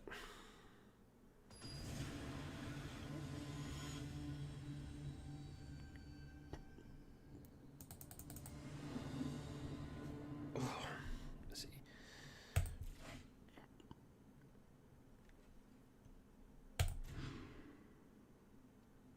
Is that something you went to school for, or is this something you just like did through experience?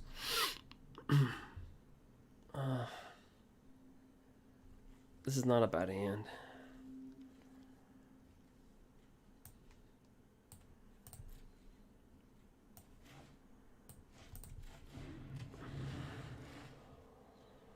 Put that one down.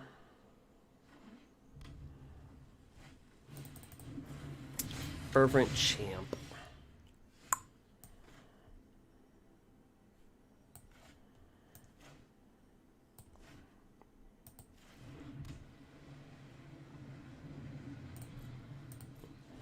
Alright, so we got Red Cat Malay, Bone Crusher.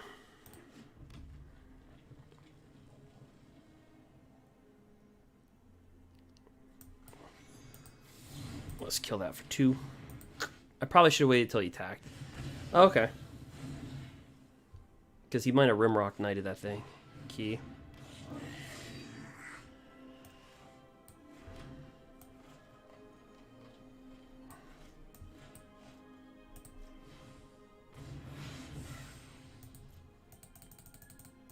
Get out this mammoth.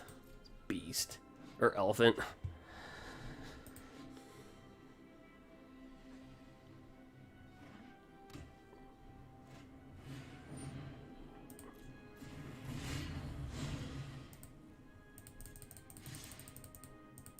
Red Rush.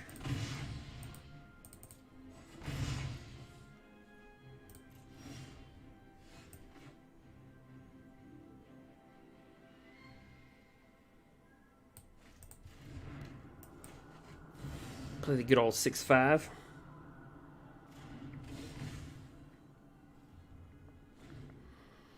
Yeah, happy. Yeah, I definitely have to hit you up on that one. Thanks.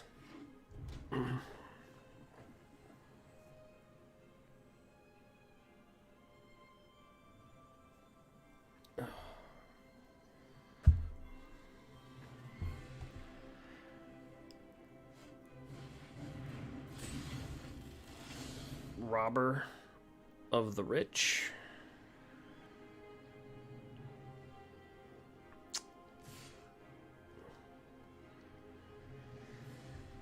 He's probably got that deals 3 damage if he controls an ice thing. Alright, man. See you, man. Thanks for stopping by.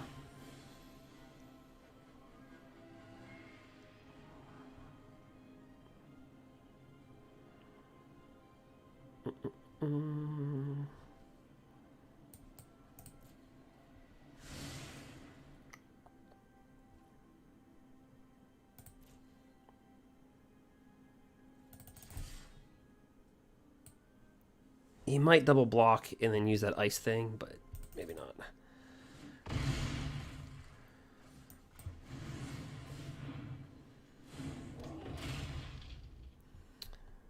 And we'll pass a turn.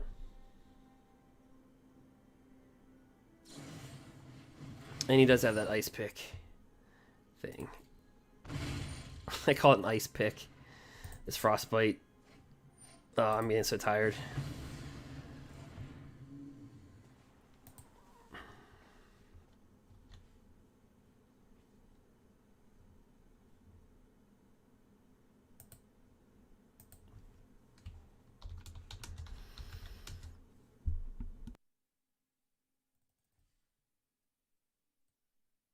He might double block and then use that ice thing, but maybe not.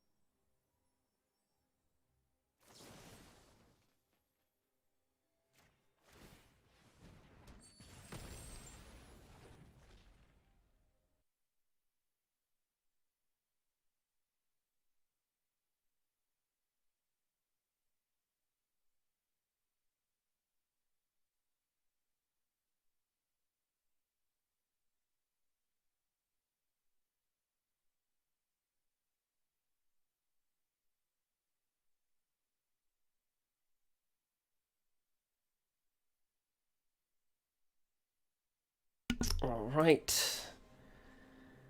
Our opponent is down. I can't kill him yet.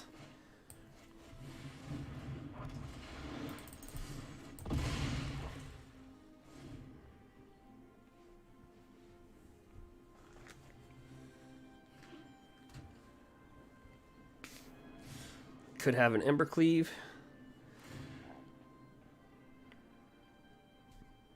Probably should. I didn't even notice he took that.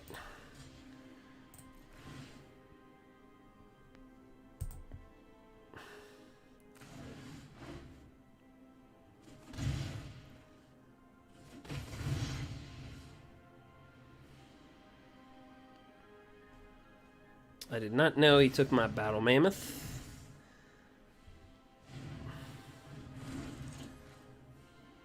Luckily, these both have trample, and he'll survive by nothing. Right, yeah, game's over.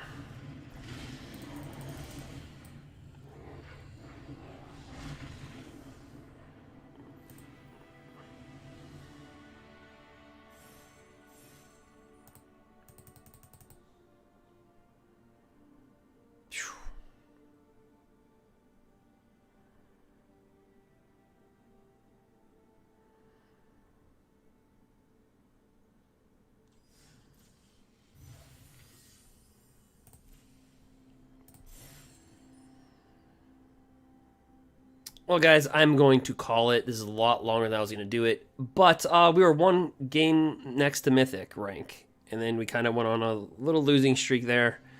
It happens. I think we'll climb back in. We'll slide right into Mythic rank. So I don't think it'll be a problem. Anyway, guys, thanks for all that came out. If you want to, follow me at Derek Roberts MTG. Follow me on YouTube. But I am going to be out of here. Out of meow.